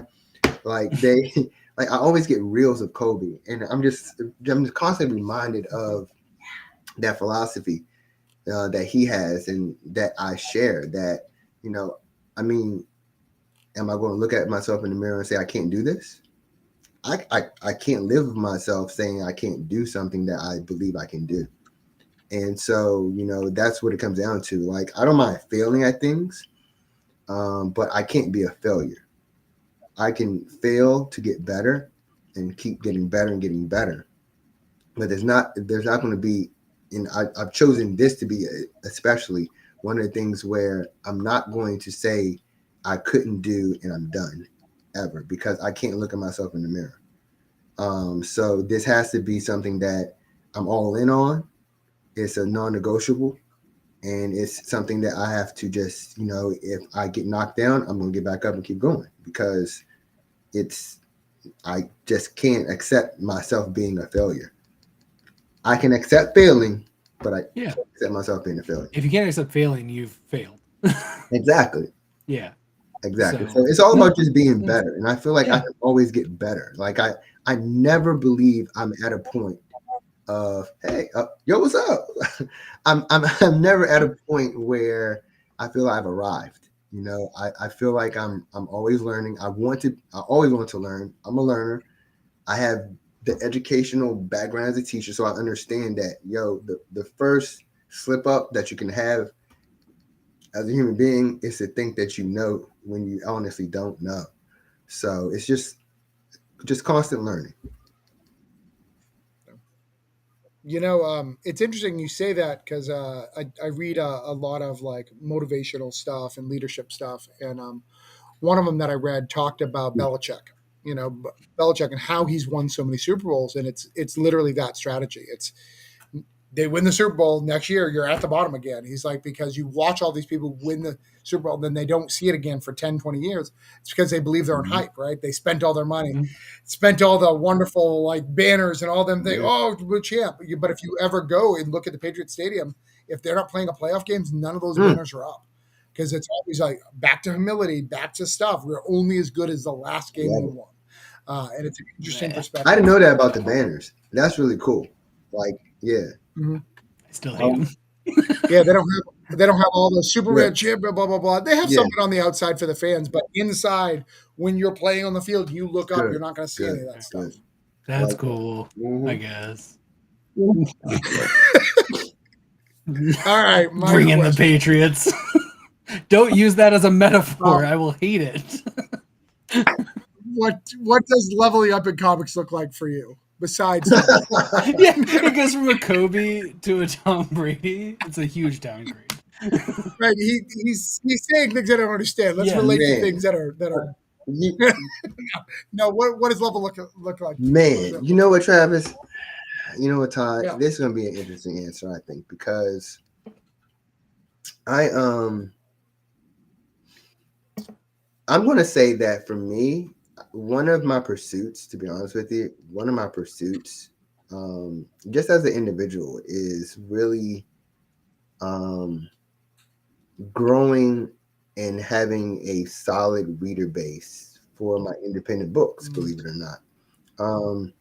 You know, I mean, I would write for Marvel and DC if, you know, of course. But if I'm being honest with you, my purpose in that is to play with their characters a little bit, but it would be just to really honestly grow my own stuff anyway. It would be more like a James Tynion thing where, you know, I'm just using them to get to this place. So I'm more interested in not just creator owned, but I like the publishers that are the Images, the Dark Horse, IDW's Boom, Scout, all the indie publishers. I like what they're doing and how they are, in my opinion, trying to level up with where I think everyone believes Marvel and DC is as far as IP. And I like their hustle. And I feel that, you know, I would always love to work for hire, whatever, those kinds of publishers. But I also want to really, really like delve into that creator run, like what James Tynion's doing, and like Jeff Lemire, other creators like that, like Kirkman, of course, you know, they are building, they're building their own empire, they're building their own IP, and I think that's important as a creator while you are going for the publishers, because there is something there that you can learn, you can do everything. Just me right now, I feel like I've spent a lot of time freelancing without having touched Marvel or DC. And even though I haven't touched Marvel and DC, the freelancing world is very interesting. And I love it. I like it. But I also know that there's this part of me that, you know, what if I could work 100% on my stuff? And it was like a legitimate avenue for my stuff. And that's where James Tynion is. Mm-hmm. And he doesn't need another entity to quote unquote validate him or anything. And I think so for me, my next level up would be step one would be to kind of figure out, as far as Kickstarter goes, what that looks like for me and how to have consistent readership. And that does not mean Charles Stickney numbers or Pat Shan numbers. It means, you know, is there 300 or 400 or 500 people that I can get, maybe 200 people that's reading America's Kingdom and LLP consistently? Yes, every time. Every single time. And that's honestly my goal. And hopefully, you know, I'll still have the avenues, you know, for like Aftershocks and the Mad Caves and the Black Box and the Zenoscope to still play in those universes and to grow myself as a writer and a creator to interact with all these great people. So that's kind of where I'm at. Awesome. Yeah. Nice. Yeah. I love it. All right. Last question. All right. So I love that, by the way. That's Cool. like, you want people to both on Kickstarter go, it's a Hawkins, grab it. And then when they go into their comic book shop, go, Hawkins, grab it. It doesn't matter that it says Vineyard or Aftershock. It says Hawkins. Yeah. Yank it. You got one. One. That's where we start at. I can guarantee there's one. I can't two. guarantee for you. I can only guarantee for myself. You got two. That's a, hey, that's a start. Two. Thank you guys so much. But as you know, like I do that on Kickstarter. You know, I've figured out. You know, I've got about 200 backers with my name on it.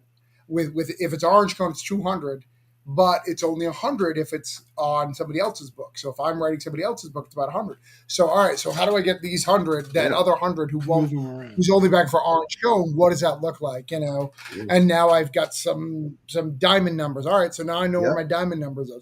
That's the stuff that keeps me up at night, man. Like, all right, how I get that 1,000? And the diamond numbers don't always translate to the Kickstarter numbers. And it's like, you know, whoa, that's what's someone flipping through right? preview and likes the book, and it's just eyes on. It's a whole different breed. All right, so last question. Crap. We went black. Oh no. What happened? I don't know. Lights out. Oh. What the? Oh God. All right. Can you hear me? I can hear you. Okay. I can hear you. Perfect. What's going on? I see me. Okay. Hey, what? Who the? What's going on here? So, Brian. Hey. Do you like scary comics? I love it. Yeah, you like them? Who is this? Todd here needs you to answer some questions. I feel like I played this game before. How about let's start off with a warm-up. Okay, let's go. Who wrote Hellboy? Ooh, Mike Mignola. Good job, Brian. Yeah. Nobody's dying Todd, here. Todd doesn't get a knife yet. First question. Who is the artist on Preacher? Yo, Todd's about to get a knife, yo. Todd's about to get a knife. Sorry, Todd. I don't know. Wait. Oh, I want to go look at the book. I should go look. Can you see me? Go look. Should I Google this? Damn it. I know this. I'm going to kick myself. Watch. Because I do know this. I'm going to blame it on the Hennessy, yo.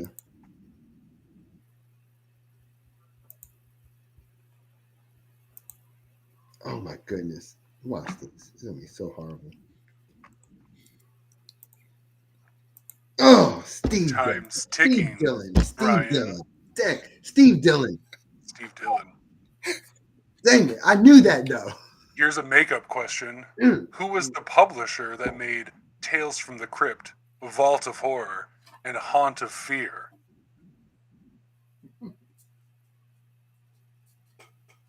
Tick-tock, Brian. Tick-tock.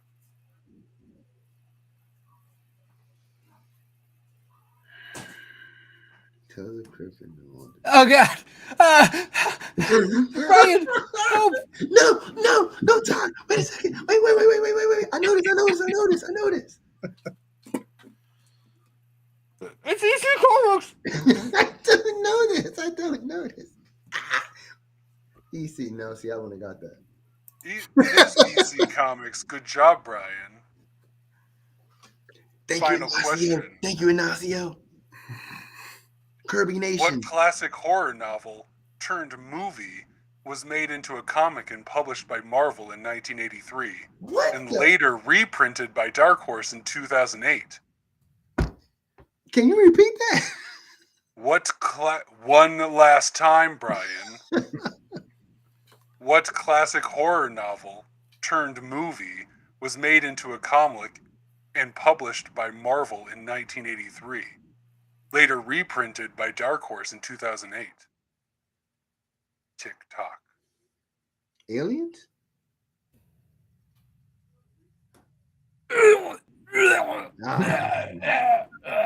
Oh man, you killed Todd. No! Todd. No! Now we're here with Megatron the whole with Optimus Prime the whole time. I could. I'm sorry, Todd. Ignacio tried to help me. There is no Todd. He tried. He tried to help me. All right. But So the EC comment got me, yo. The EC comment got me, yo. it is time. Optimus Prime was killed. Autobots, transform and roll out. There we go. See, I had a voice modulator. Oh, geez. Oh, God, I beat him off, guys. What? Yeah, you know, that's what you say when you get somebody away, right? No. It's the Charles Boyle phrasing. Whatever you have to do to survive, Todd. Whatever you have to do. Exactly. Beat him off or not. Well, I'm dead. Thanks a lot, Brian. I did my best. So Which was not I great. am Autobot. No. Do. The Decepticons' Megatron is in my sights. No. Sorry, once I'm going to mute. all right, so it is Scream time, Brian. We are going to talk about the Scream franchise. We are at number 6, a great movie, in my opinion. What did you think? You saw it. By the way, if you haven't seen the movie, get the fuck out of here because you guys are in a bad situation because we're going to spoil the fuck. Spoilers. So tell us about it. All right, look. So here's what I'll start with. Right. My top 3 rankings have changed.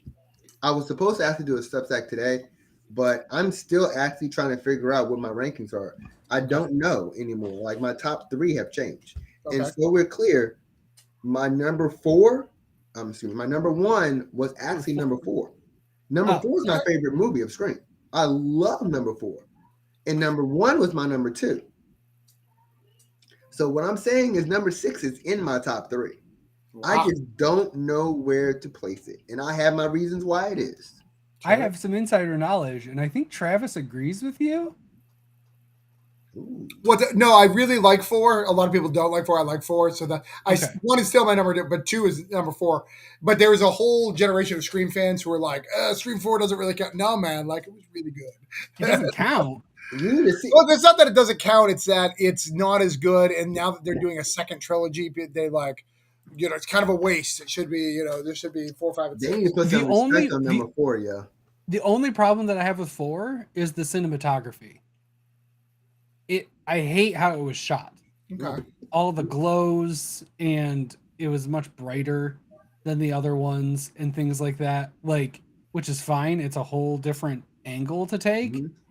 That's the design part of things, and the visuals is like I feed off of that more than most other things. Okay. And that's my issue with 4. Whereas I love the story, I like what they did with it, and all of that, which it is what it is. I mean, the message of 4 is what message of 4 is great. The message of 4, the don't fuck with the original like that. Yep. Like all day. Yep. But also 4 to me, I mean, for me, I felt 4 was probably, for me, if I'm looking at 1, 2, and 3, 4 was the most personal. I get Billy and everything, and I get Roman, but 4 to me felt like the most personal attack on Signy.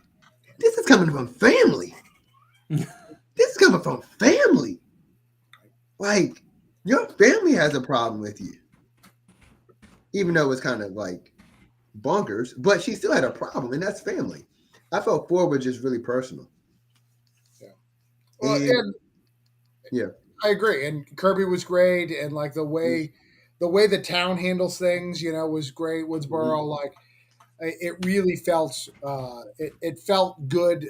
You felt, and even the ending, you felt positive about the ending. Like these motherfuckers know what's going on now. Like Gail figured it out. Wait, how'd she know about the shoulder? Like these guys, they get shit now. Like they are Yeah. not stupid anymore. No, no. Nope. And it brought it back to Woodsboro because we hadn't been in Woodsboro since number 1. Right. So it's like how can They you were not- kind of in they were in Woodsboro for 3. the act. It was just I mean, a the fake setting, Woodsboro. the setting. But yes, that was neat. Yeah, So you think 6 is going to be 3? So you like 6 more than 5? I like 6 more than 5. Yes, but I will tell you this: that 6 made me like 5 even more. Sure. Yeah. And that's key right there. Is Yep. 6 built on 5? Yep. Because 5 did such a good job making 6 even work. Because there was a good shot that they could have screwed up the whole thing. Mhm. And 5 was such a good requel Mhm. that they were able to make 6. It was able to let 6 function and Mhm. continue and move into franchise rules and do all that. Yeah. I really liked 5. I was ready to hate 5 because it was been too long, and I was just prepped for it, which made my bar very low. So I was pleasantly surprised when I legitimately enjoyed it. I'm just waiting for the franchise to get ruined, to be perfectly honest. It's not going to happen. But it keeps not happening. I happen. really liked this movie. I was interesting enough is that I like 5 the second time I saw it more than the first. And check this out. Now, don't get me wrong, I liked 5 in the beginning too. Like I liked it when I saw it in theater. I didn't watch 5 for a whole year. I waited until the night before Scream 6, and my oldest daughter and my son, we stayed up Friday and watched it. And I enjoyed 5 more that time than I did the first time. And I knew what the difference was. The difference was I was no longer expecting Sydney to be the main character. Yes. Yeah. That's totally. That's it. That changed my whole thing going into it. Once like I was able to appreciate the characters for who they are, not wanting or expecting Sydney to be more than what she was. Because you're ready for them to be fodder and Sydney to still come out being like the lone survivor type thing. Yes. So now you get to watch it with these are the new Sydneys. Exactly. And move from there. And it gave me a greater appreciation for the new cast, and I saw it in different light, which really goes into the whole idea of just bias. Like, you have this bias that you enter into, especially when you're dealing with like something as long lasting as Scream, and especially when like I saw the first one in theaters. So like when you are going into this, like you want, like I know going into 5, I wanted Sydney. I want to know why was Ghostface going after Sydney. And when Ghostface wasn't going after Sydney, I'm just like, what's going on here? And the whole time I'm waiting for Sydney, which then kind of takes away from really understanding Samantha and Tara and all of them. And I'm just like, but I still got it. But there's this thing with that first viewing with a different expectation. Mm-hmm. So that Friday night when I didn't have the expectation, 5 was great for me. I'm like, yo, I get it. I totally get it. And then going into 6 the next day, I'm like, yo, yeah, the Richie angle. Oh, the Richie angle was great. Y'all worked it. Y'all made me like Richie more. Yeah, right? Can we acknowledge like just the face on the phone of the dead killer from the last movie? Yep. How much that affected you. And it's such a small thing, but like, why are we at movie 6 before you do that shit? That was right. Oh, it was so good. Because if Roman would have been popping up during 4 for Sydney, it would have been like a whole thing. But I love that they waited for the iPhone era to use that so that it's like, it's Richie. It's so good. My favorite thing about 5 and 6 from the evolution to where it is they've added more meta to it, because the horror movie franchise like rule that they don't talk about is the return of a killer. And while Scream doesn't do that, they've managed to return a killer through the eyes of Sam that we as an audience get to see, but Mhm. no one else gets to. And we get to enjoy that meta layer. It's another meta layer on top of all of the other meta goodness that they usually do, where Billy's back, but not really. And it's only because we're the audience that we get to see Billy back and we get to see how actually messed up Sam is. Oh, she's so messed up.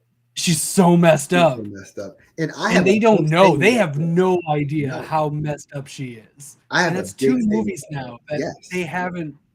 don't Ooh, it's know. gonna come to a head Tara is starting to get an idea though. a little bit because she got to see it. Yeah, but she's messed up, Yeah. yeah. Ooh. But they keep Oh. throwing it back like she's still good. Like she threw down the mask at the end of the movie. They're still playing with it. With a Oh little yeah. bit. But how I don't think great she'll was it? ever be the killer. But I mean, I she's don't already know. a killer. She's a killer. I don't know. I I don't think think she'll ever she's be gonna hunt. the killer. I don't know. Don't you feel like they kind of like foreshadowed it for 7? But she could be the killer. Didn't they kind of foreshadow it for 7 to say like you know, because the one guy was like, well, why can't they be the killers? Like, didn't he kind of foreshadow it? And isn't that where Sam's going with this? I feel like it would be a bold move. But I mean, how much did you love her being in that mask? Oh, No. it was so good. It's good. I have for we haven't really talked about 6 yet, but let's go to predictions for 7 because I think that's where we're going. And we'll go back to 6. So I have Sam 2 hunts down other killers. I think that is eventually going to happen. I think that she's going to actually hunt a Ghostface. Like, she will not be involved. Like, imagine you get Sydney back and it's attacking Sydney, and Sam's like, "Oh, motherfucker, I'm going to go." Yep. Like, no, She's the ghost face killer. right. Amazing. Yeah. So there's 2 theories I have. One, I think the next film is going to be because they're following the track of 1 and 2, right? They're back in college. They're following the family interaction. I think we're gonna see the Richie movie for number 3 for number 7. The actual, because remember we've painted her as a bad guy. Now she's killed his whole family. Huh? He gets a movie because it's a whole thing. The Stab franchise reboot. Richie's plot, Richie's vision portrayed on the screen because that's just the natural progression of that. Intercut with his real footage that he took. Yeah, which is good. I also think we're going to see Stu in the next movie because remember they were living at Stu's house. I wouldn't be surprised in all that stuff that they have some old Billy and Stu footage. Like he's not going to come back as a character, but some old Billy and Stu footage of planning, which I think would be cool. Oh, the museum was so cool. Yeah. I want that museum to be real so badly. That was so cool. But yeah, all that footage. Yeah, And, like, if they're able to... Okay, first of all, if you're able to dig up all of the old masks, right, which is wild, that they even, like, they brought that in and they have established, like, legacy masks now, where they're out there that people can pick up and take the mantle of specific killers and then work off of their work. Hey, Jerome. I love that, where we get like this old footage from all these different, especially like starts with 1 and we start seeing that more throughout the movies, where it's their movie being told as like a Netflix special instead of like a Stab or something would be. Yes, really cool. Jerome, you have to leave. If you Yeah, have you not gotta seen leave. it, Oh yeah, you gotta go. you have to go. it's on the. It's ticking for a reason. Yeah. The other theory I have, which is also crazy. So Kirby, let's talk about Kirby. Mhm. We Nation. know what's that? So bought in. I said Kirby Nation. I love me some Kirby. I yo. love Kirby too. I was ready for her to be the killer so bad. I was so Oh, excited. Here's the thing. I thought it was going to be her for a second. Here's my so theory. excited. I think she still is. Oh, I Ready? think she still is set You- up to you be ready? it for sure. So you have these 2 kids in the beginning. They both came from Atlanta. Yep. She was working in Atlanta. At the I Fed, yeah. think the only reason why she saved them is they were fucking up her plot, which was those 2 kids. Yeah. How did she get there so fast? She was already planning to murder them with these 2 kids. That was her plan. That got fucked up by this killer. She just got involved in the shit, but she That could would be still be a killer. That would look. I did not want her to be a killer, Right, but sure. Yeah, no, I but don't either, but if she's got to be able to do it. but when we got to that part where it looked like she was, I'm like, oh shit. Oh yeah. I kind of like this. Uh-huh. I wanted to see. I want to see where this goes. Because I like the idea of instead of a legacy character just coming back to get killed. Yeah. I like the idea of a legacy character coming back and being the killer because they keep alluding to it. They keep going, all these people with all this trauma, one of them's going to eventually be the killer, but they never are. Yeah, exactly. It would be interesting, and they did new stuff in this movie, including the opening, which I feel like, you know, in order to keep this franchise going, you have to reinvent it. You have to do new things.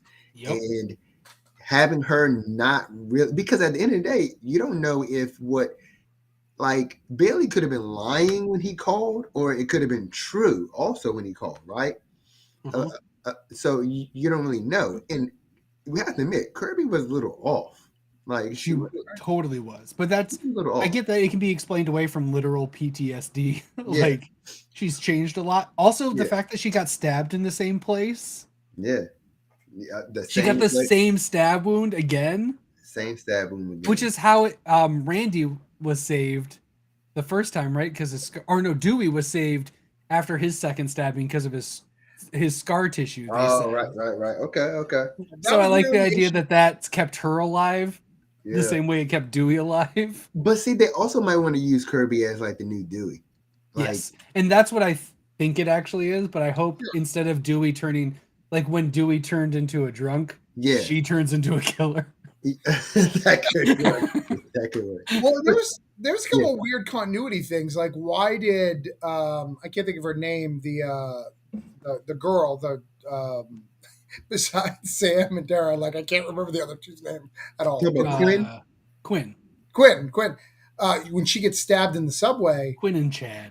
They're using they have the new mask instead of the old mask, which is because weird. I thought old mask was for Dad.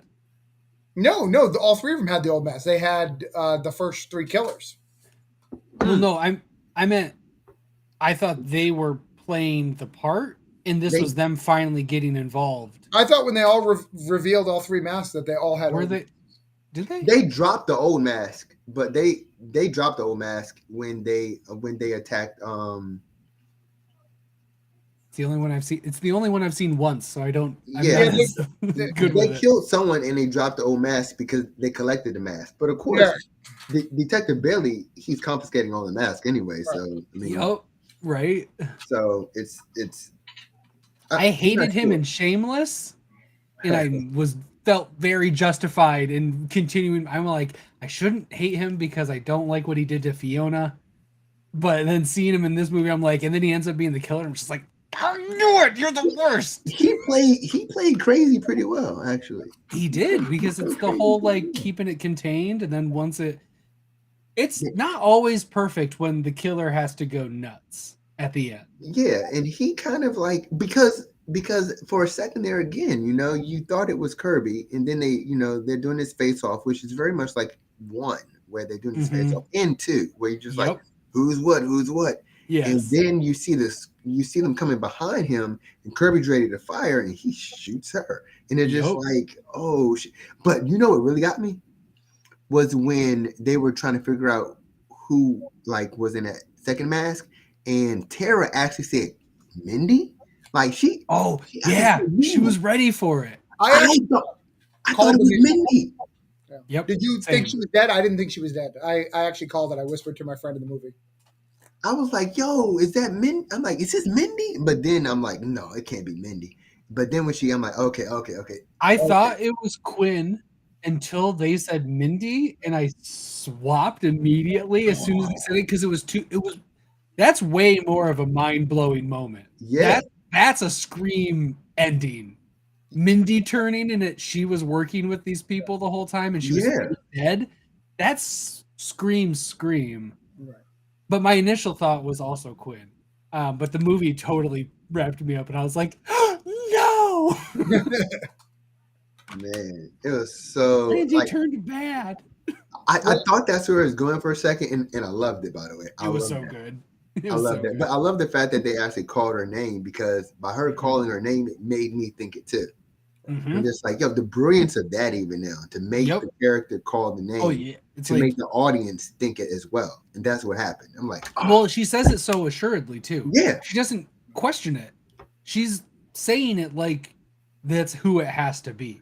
But see, and that just makes it think like, okay, well, Tara is at the place where she doesn't trust anybody, Nope. right? But see, okay, now this going They've to my gone full statement, Sydney at this point. and that's going to my statement about Sam. And what Six did for me with Sam is this.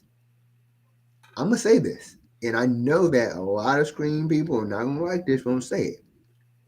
I think Sam has more stake in the game than Sydney, because Sam is someone that, like, you look at Sydney's trauma, she's victim the whole way.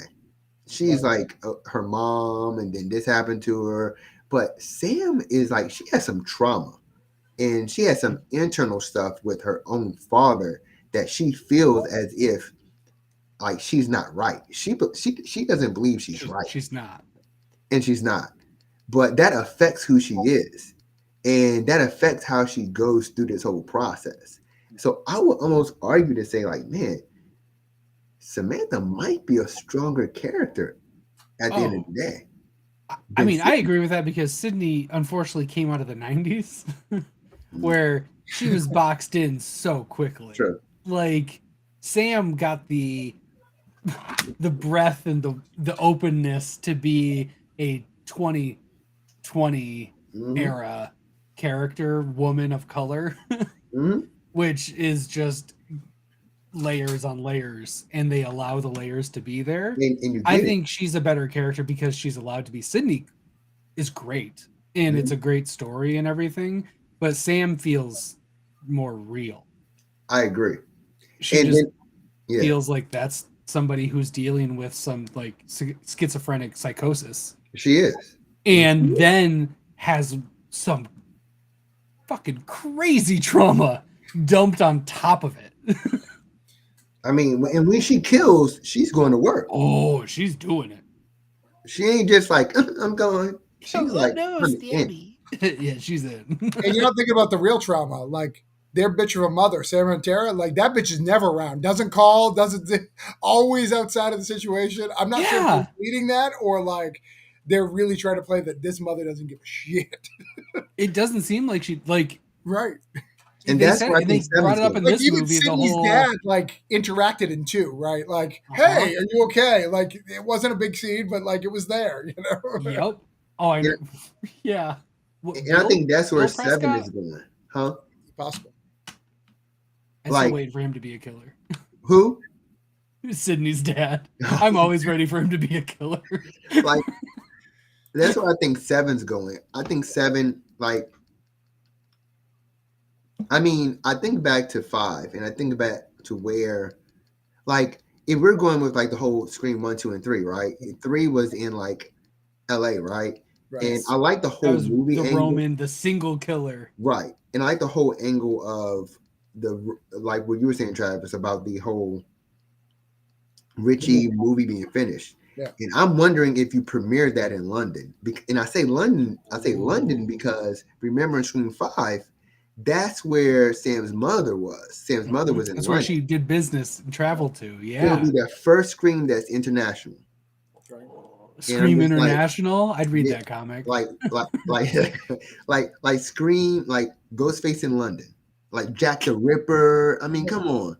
And American Werewolf. exactly, like, and you're premiering, you know, the only thing you have to figure out is like, why would Sam and all of them be there in London, right? That's what not unless they're visiting their mother. They get invited to the Maybe- premiere. Maybe the mom dying in London under what seems to be normal causes Hmm. is what brings the daughters to go to London. Yeah, And that's how we get London. And it ends up the killer is using more nefarious means and isn't just a knife wielder. This one, there was so much guns Yeah. that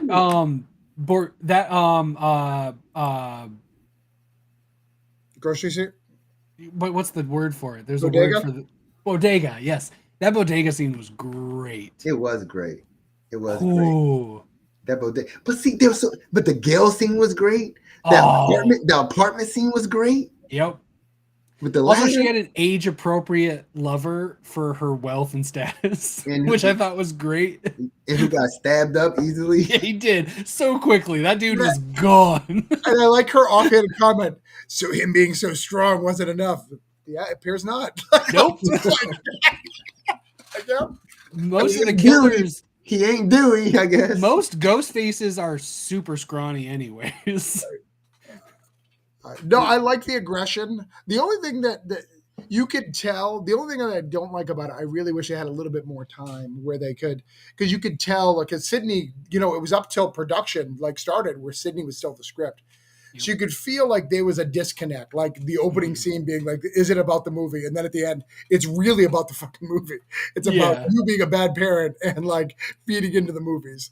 Yep. Like Right. it's those things. So there's a little disconnect. And I've actually been scouring the internet to find, like, all right, what would have Sydney done? Because What was the original intent? Yeah, the shrine had to be, but they said the major plot points were all the same. But what would she have done? I wonder. Like, I mean, the only thing I could think of is like her role. Like, I think of maybe Kirby's role being more limited with Sydney coming in, and but Sydney was never FBI, so Right. So it would be kind of weird. I just feel like, and that's the thing. I feel like this movie didn't need Sydney at all. Correct. I actually don't think you need Sydney going forward. Like, I don't like, think This I was like a Sydney, great but I don't think you send need off. This was Yeah, I And I know. like the forward. fact that she took her kids and she hid. She doesn't want anything. She wishes she's Yeah. alive, basically. well. The beauty of doing this is then it screamed like 9. Right. She can come back, Right. and that's when her story actually finishes. But see, the only way now, so it's interesting. She has to die. But see, She I don't has think, to. I No, don't think, she for sure has to. I understand, She- but I get that a story, poetry, letting one character Yeah, go off yeah. into the sunset, and they finally are smart and they don't go where the killer's going. That's fine. This is horror movie logic. She has to come back and die. What are you The talking only about? way- She doesn't get to leave the franchise. Jason You Michael die. Jackson in every movie. But wait, the only way this works, to be honest with you, and I think they should do this, honestly. The only way this works is if, and I think they keep setting this up, to be honest with you. I feel like, have you noticed in all the movies how much Stu is disrespected? Oh, so yeah. much. Have you noticed? Like Stu So is much. like they forget his name. They don't say anything. Like I Right. feel like there has to be someone who's like, okay, fuck this. Look, Stu. If it wasn't for this crazy guy, it never would have jump started. Exactly. I feel like that person is the person that needs to go after Sydney. Like, okay, let's Stu fanatic. a Stu fanatic. Let's take this back a second. This begins with Sydney, and then like in Scream 8 or 9, where like you go like Sydney, she's married, she has kids, and Ghostface shows up in her house with her kids. And like, it's Sam. It get huh? Sorry. Oh. It's Sam. That'll be fucked up, by the way. But it has would to be. be. It has to be something to do with Stu to go back to Sydney. I like that. This- the final thread that hasn't been like looped back on. Yeah. Well, And I think that's 8, 9, and 10. I think Ooh, that a that's trilogy why to they kill kept, Sydney. Mhm. I think that's I why like they kept Gail alive. I think that Yeah. because Gail's death would have been perfect there, but I think like That's when one she of should the have died. execs- Yeah, but I think some of the execs was like, let her die protecting Sydney because she Yeah. needs to get in the way and take a stab Or and die protecting Sydney. or Sam, the new Sydney. like- yeah, she needs to protect someone and die. She 'cause needs a that's her hero's death. She Yeah, needs a she needs hero's death, not Yeah, yeah. I mean, I couldn't 100%. believe that this is her first time getting a phone call. Like, it's her It- first time. was like, this is I Something love the fact that the crazy. killer said I it, felt too. like an idiot when they said that. I was like, "Oh my god, yeah," That's because right. I never noticed that. Right. Like she's never talked been to the killer. attacked like that either. She's never been attacked like that. She's never. talked to them by getting the phone. Mhm. She grabbed the phone from somebody and talked to them, but she's never gotten the call. And then she's never been attacked specifically. Right. She ran away in 2. Well, she's always been like in the area where Ghostface was trying to get her, like in 2 and in 3. she did the one of my favorite scenes and was in 2 when she's in the booth studio, yeah. and she's like, Dewey's banging on the window trying to get her attention, and she's not turning around because you never turn around in horror movies. Right. And just in time to see the stab and her like Yeah. buckling under the pressure. But yeah, it's crazy she's never gotten a phone call. First one, but see, that has to be the first of How do you not target Gail? several. It's because she's the one who tells the story, and if you kill the storyteller, you don't get your story told. Sure. Oh, there you go. And this is the first killer that didn't care about the story being told. They just wanted to murder.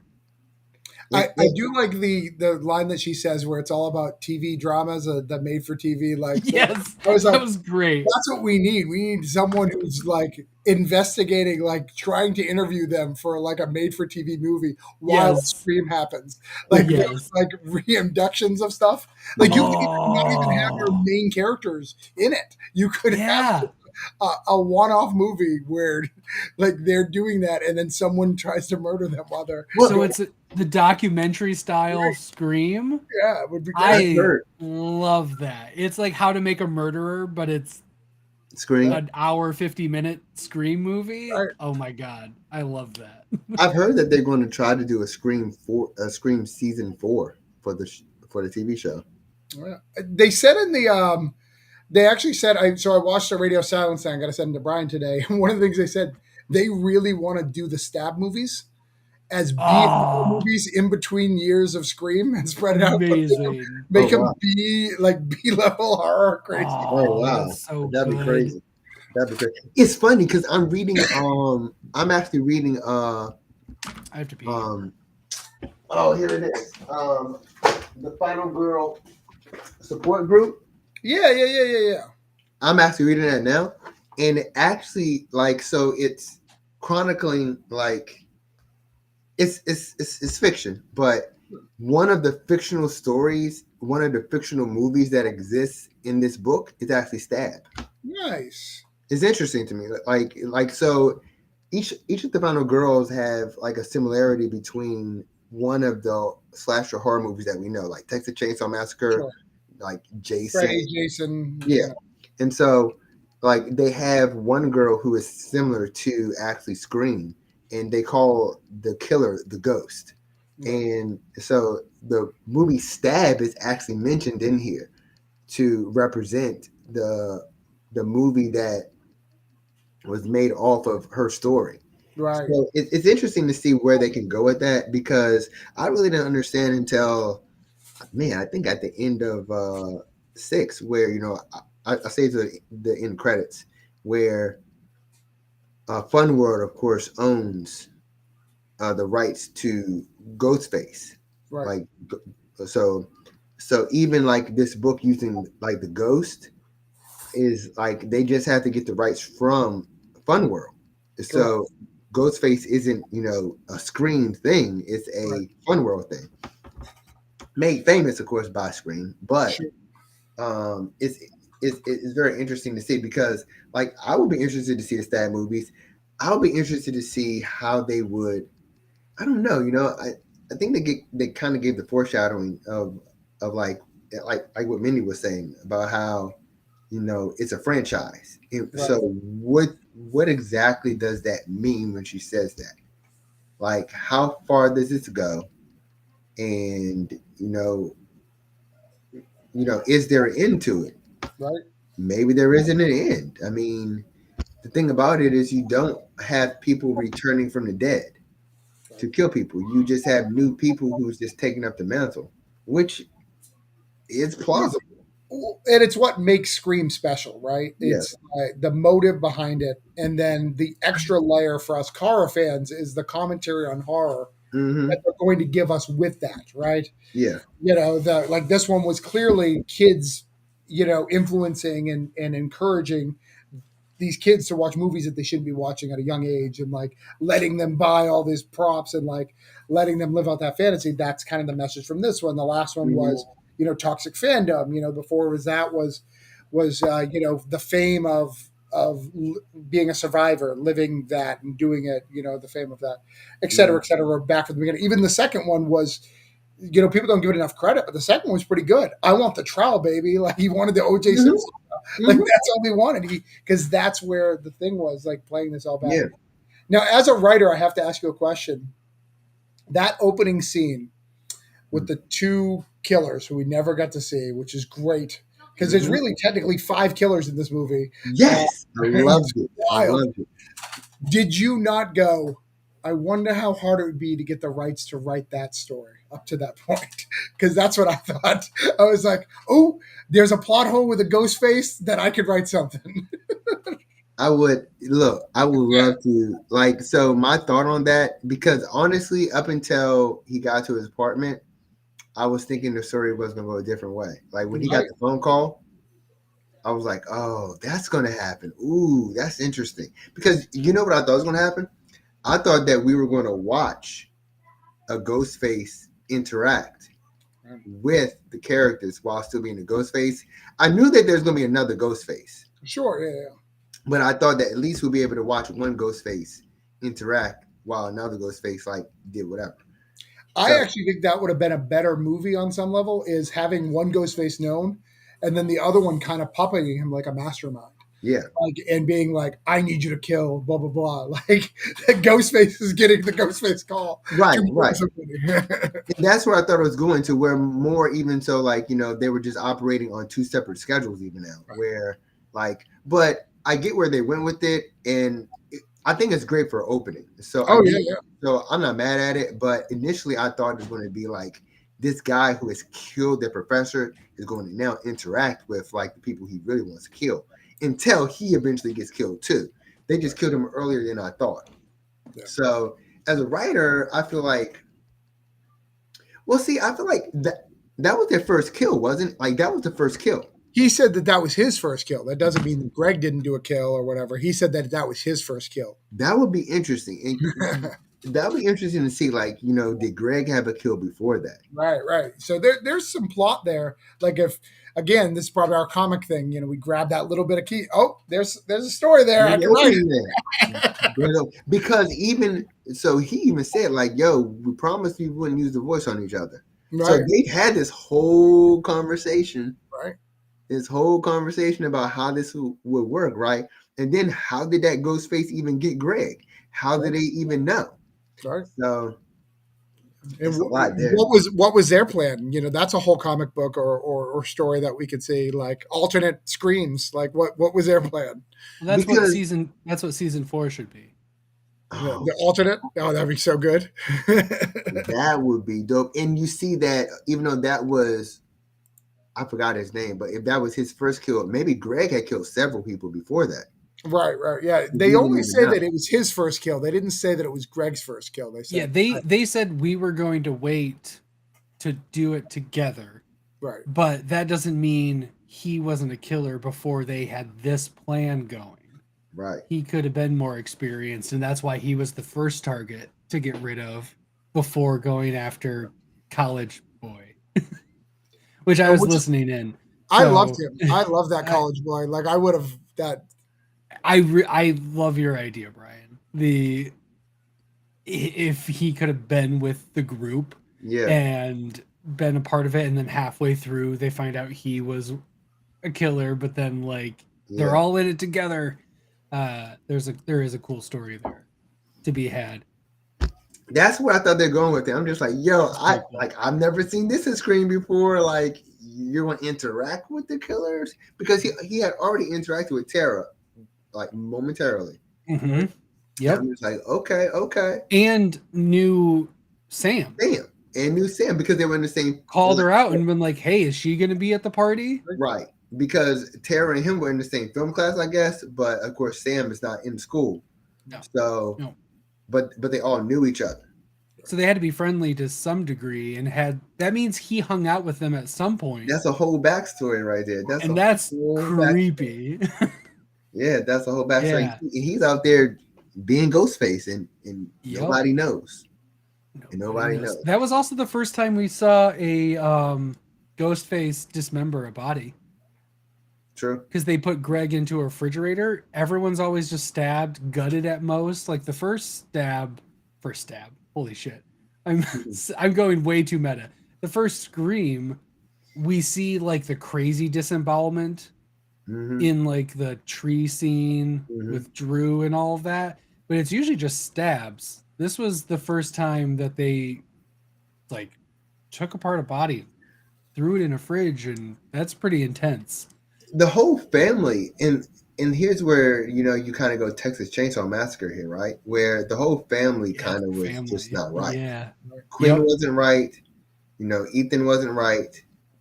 Detective Bailey wasn't right. Richie Freaking wasn't Leatherface. Yeah, and that's one of the things that I thought about, and maybe I'm just thinking into it because all these movies have holes, right? right. Like Gail, wouldn't she have researched this family, like when she wrote her book? Yeah, like she who's know Richie? the basic- Like, and why would have reached out for an interview with the family. right. Yeah, It makes me think that Detective Bailey wasn't his name, because I don't think Well, Richie. yeah, Bailey wouldn't be his last name because it would be Richie Harsh or whatever it is. Yeah, well, is that Richie's real name? Hirsch.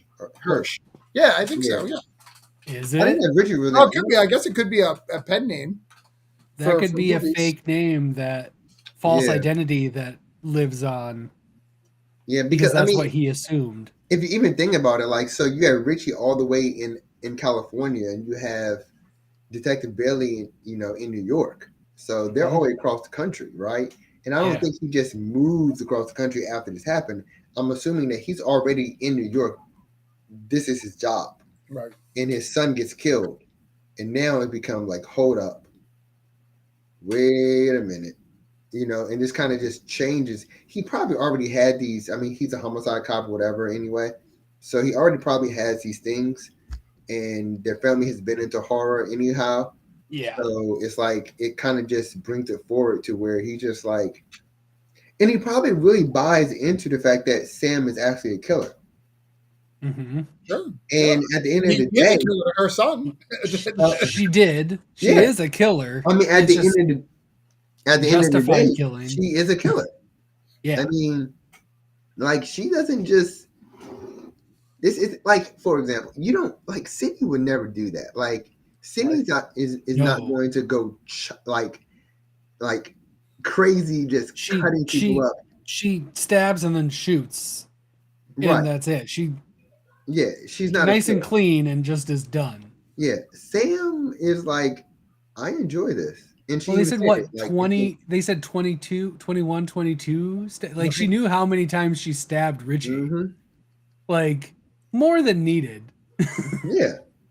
Like, she didn't just. Based It's on Chad's living, I'm not sure. Like Chad got a few stab wounds, he's fine. So maybe 22 is what you need in the street. Yes, that's what Chad. I mean, how did he survive? I love Okay. that. It's a really good trope that, like, they're literally flipping the trope on its head, Right. where, like, instead of Chad being like the obvious, like, oh, he's gonna die, he's like the survivor of the survivors. He keeps getting stabbed in the like.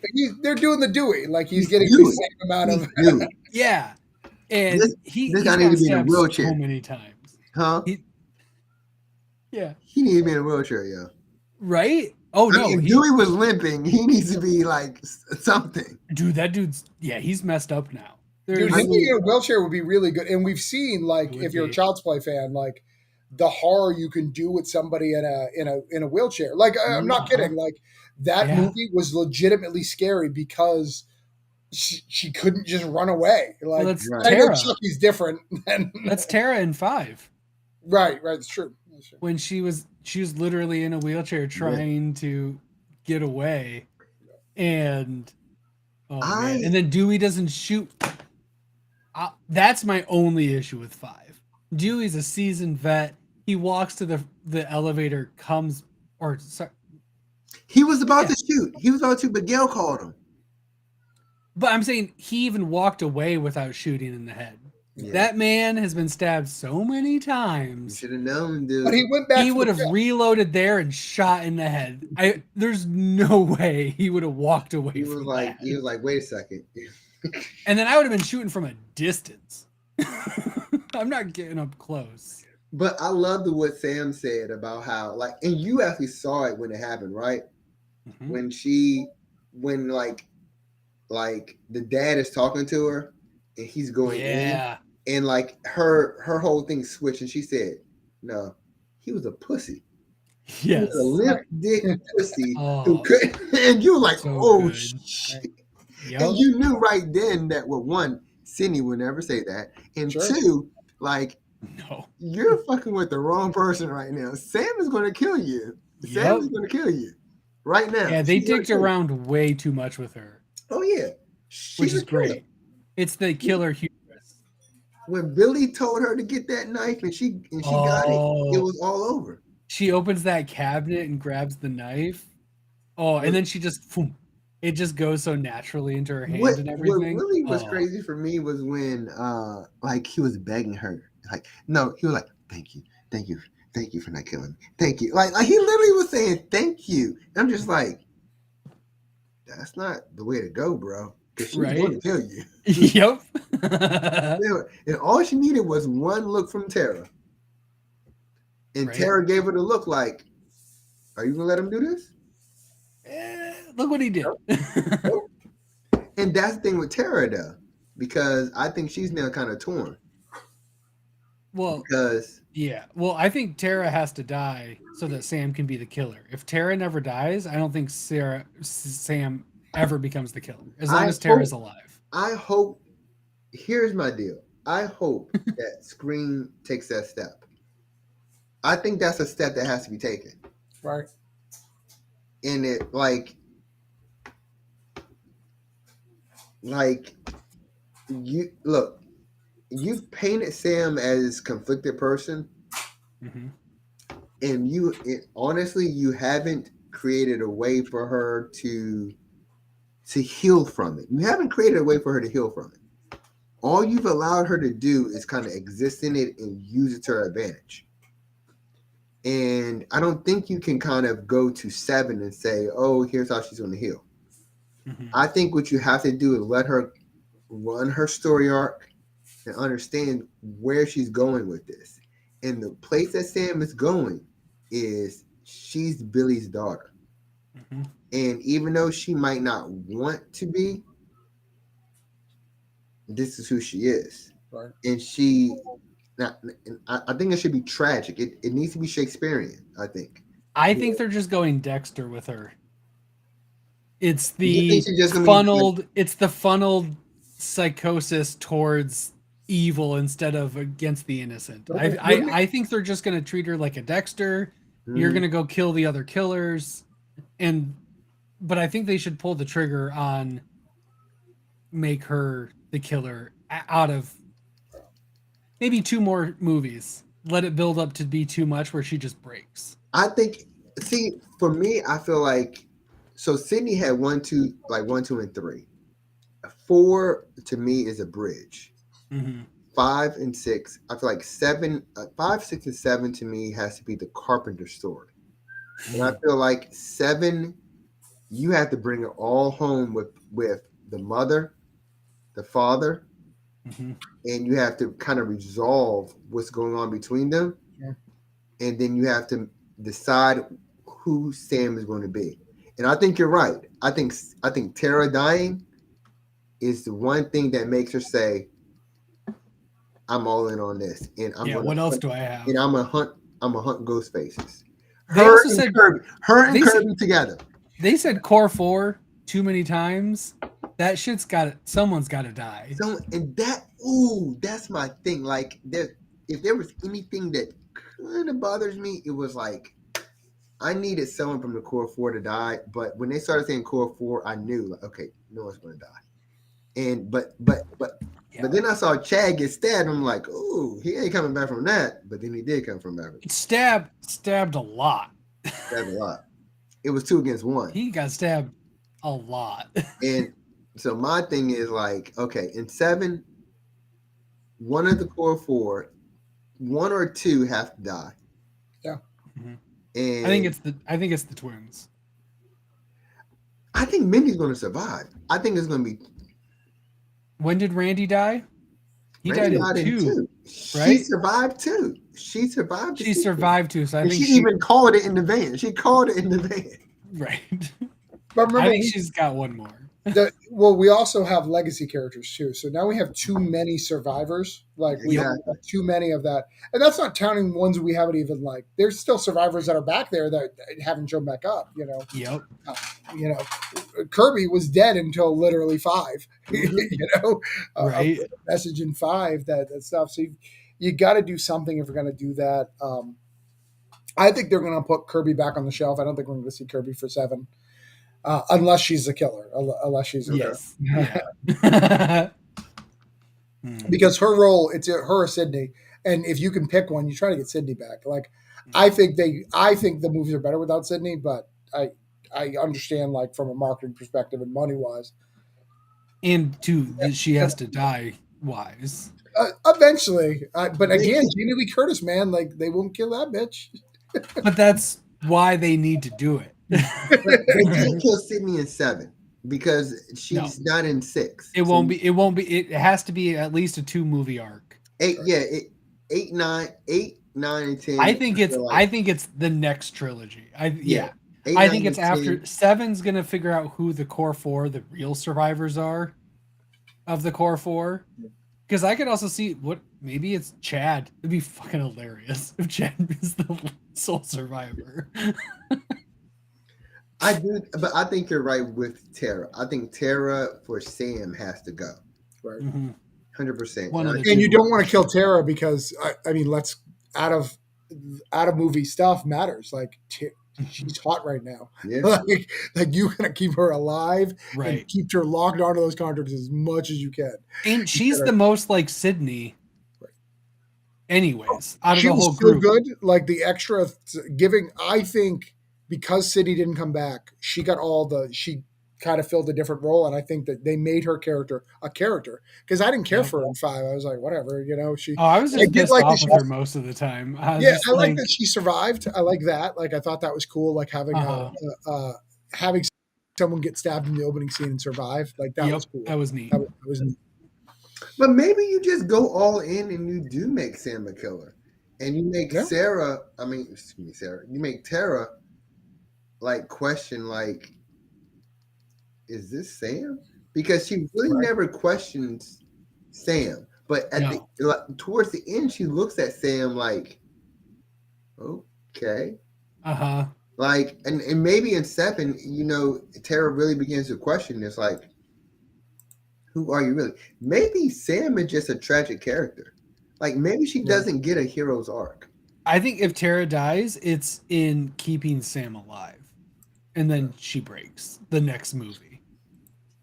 Well, and mind you, going back to that, like I still think there's a very big possibility that there's going to be found footage of Stu in the next movie. I don't think they're bringing Stu back, but I think they found footage. But imagine if she has one of her psycho things in the movie and they talk to her, and now you've got Billy and Stu in her ear, and that changes her because that could be wild and awesome. That would be really cool. Where, Billy introduces her to Sam to Stu in her mind. And it's Billy and Stu because he's still doing stuff. That dude's still he's on Critical Role every once in a while. It's really funny. He just like shows up. Oh, he was on he was in Scream 5. Yeah. He was a Scream that's in the with the flamethrower. Yeah. He's still alive and relevant and able to just like fill the role.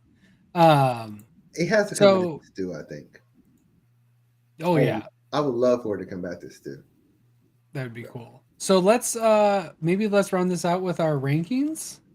Oh, here we go. Okay. Oh my goodness. I don't know if I can do this. Why don't you both go first? I don't know if I can do this, Least favorite. We'll start with least favorite. Well, let's go round robin. We'll go with least favorite. Scream 3. It's sad because like every one of them, I have things that I like about them. So it's tough, but I might agree with you. I'm writing mine down right now. Me too. That's what I'm doing too. You guys do it. I have to look. I think I've got it pretty set.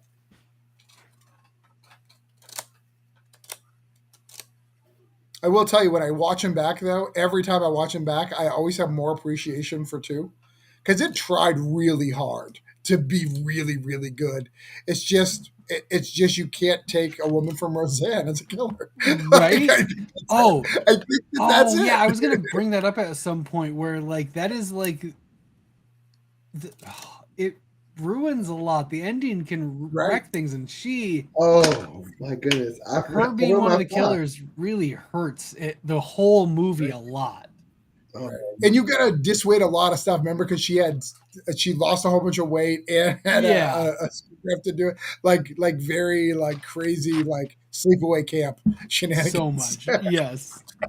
I made my rankings, y'all, and I can't believe I did it, yo. All right. What's final? What's the last? What's that? We're going back to forward. My last is Scream 2. Okay. Scream 2. Okay. Sorry, Todd. It's okay to be wrong. Sorry, Todd. Sorry. It's okay to be wrong. It's fucking crazy. I have my explanation stuff. My debate is between 3 and 2 for my least favorite. No, that's mine too, and I have a couple reasons why I put Scream 2 last. I have a couple reasons. Let's hear them, because I just heard a very compelling argument from Travis about why. Look, if this had been like when Scream 2 came out, I obviously wouldn't say this, but hindsight, like my problem with Scream 2, hindsight is that one, I feel like, okay, I have the whole problem of them killing Randy.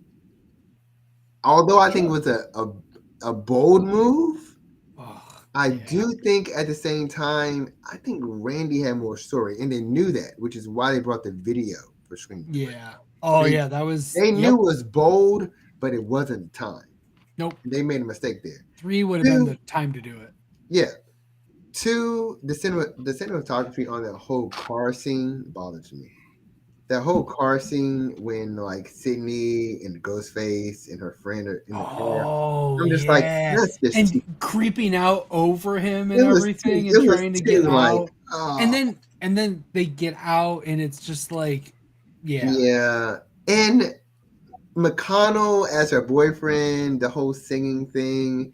It was like, this is just really extra for Sydney. I'm just that's interesting because that's like one of my endearing moments from that is like Sydney, in my brain, Sydney needs somebody who can't be in the shadows because if they're at all like kind of sort of able to blend in, it makes them way scarier.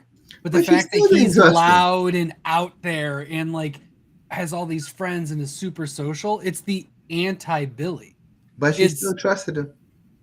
She should have. No. I'm sorry. She still didn't trust him in the end. Oh, I was like, as she should have. But that's the problem is even though he was literally the anti-Billy, she still couldn't commit to the fact that he wasn't the killer. And I'm sorry, go ahead. The best part about Scream 2 as well that other people go like is Joshua Jackson's character in the film class. Like he's like you're like he's gonna be the killer. And you needed more time. We need to see him again. We're like I'm pretty sure Joshua Jackson's a killer. Like I don't know how. We don't see him again. Why did he get more time? I would have picked him too. I mean, I think he could have killed this. All right. Yeah, I think if you gave him another scene, people would have thought he was the killer till the end. I guess I didn't like Mickey either. Like, Mickey was. I get what he was going you put for. 2. Okay. All right. I'm convinced it's 2. 6 for 2 for you? Yep.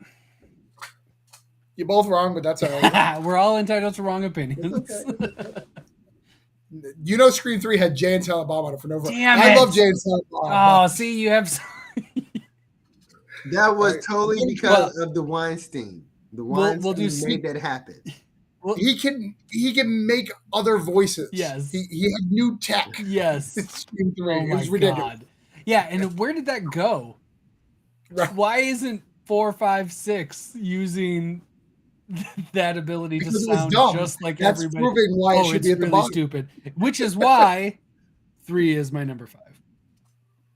Same. Same. I've got with a heavy heart Scream 2 at 5. I don't want it there. I want it higher. I need worse Scream movies to come out so I can put it higher. In fact, I want to add the Scream series so I can just put these up. Yes.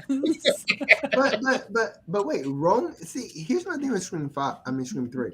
So look, I love how they were able to link everything that happened in 1 and 2 to one person.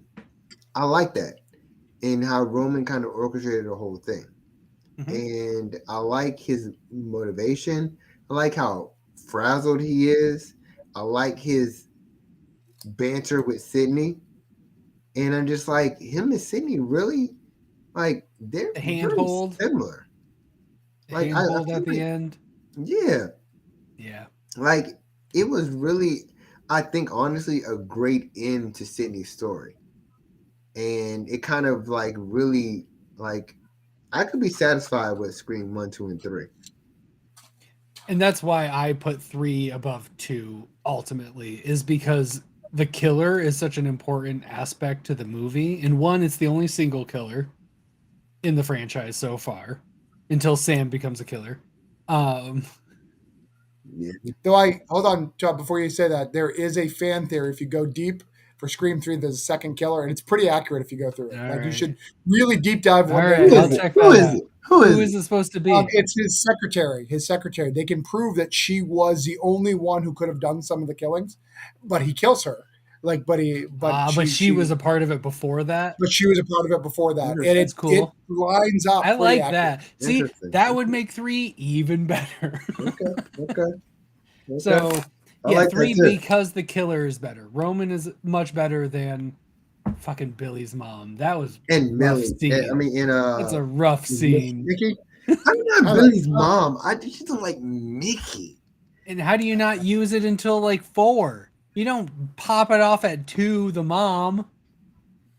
Yeah, they used it too early, Way too early. Which is, I think, what they're not doing in this arc. They're not using the Correct. mom so early. But yeah, true. The mom just pops up all of a sudden. Yeah, and it's enough time where she's aged some, and she's not doing something so public, like literally beating Gail's face like every 10 minutes. She's all up.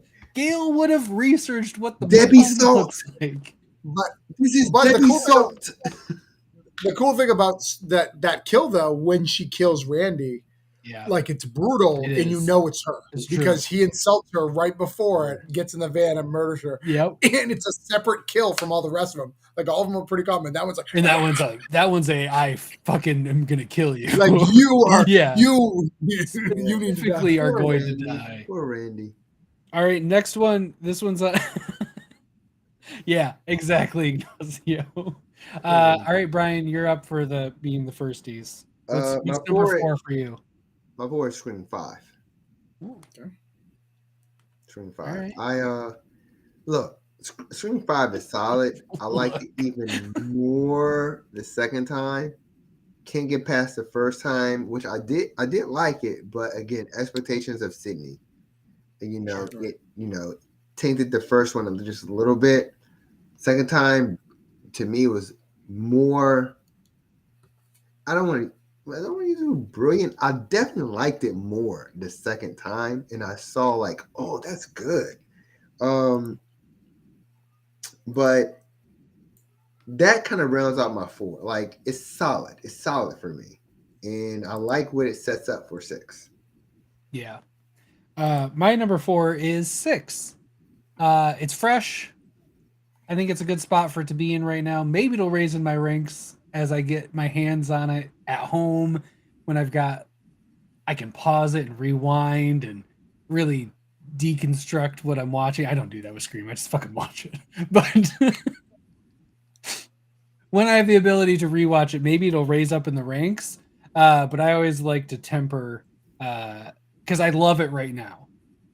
I know I really like it right now because it was new Scream, and it's so tasty. I still had my issues with it. I didn't love Bailey's kids once they turned killers. They were okay. They weren't super convincing. to me as killers. Like Ethan, I'm sorry. That kid, he pulled off being like harmless dorm roommate so well that once he was the killer, I'm like, okay, dude.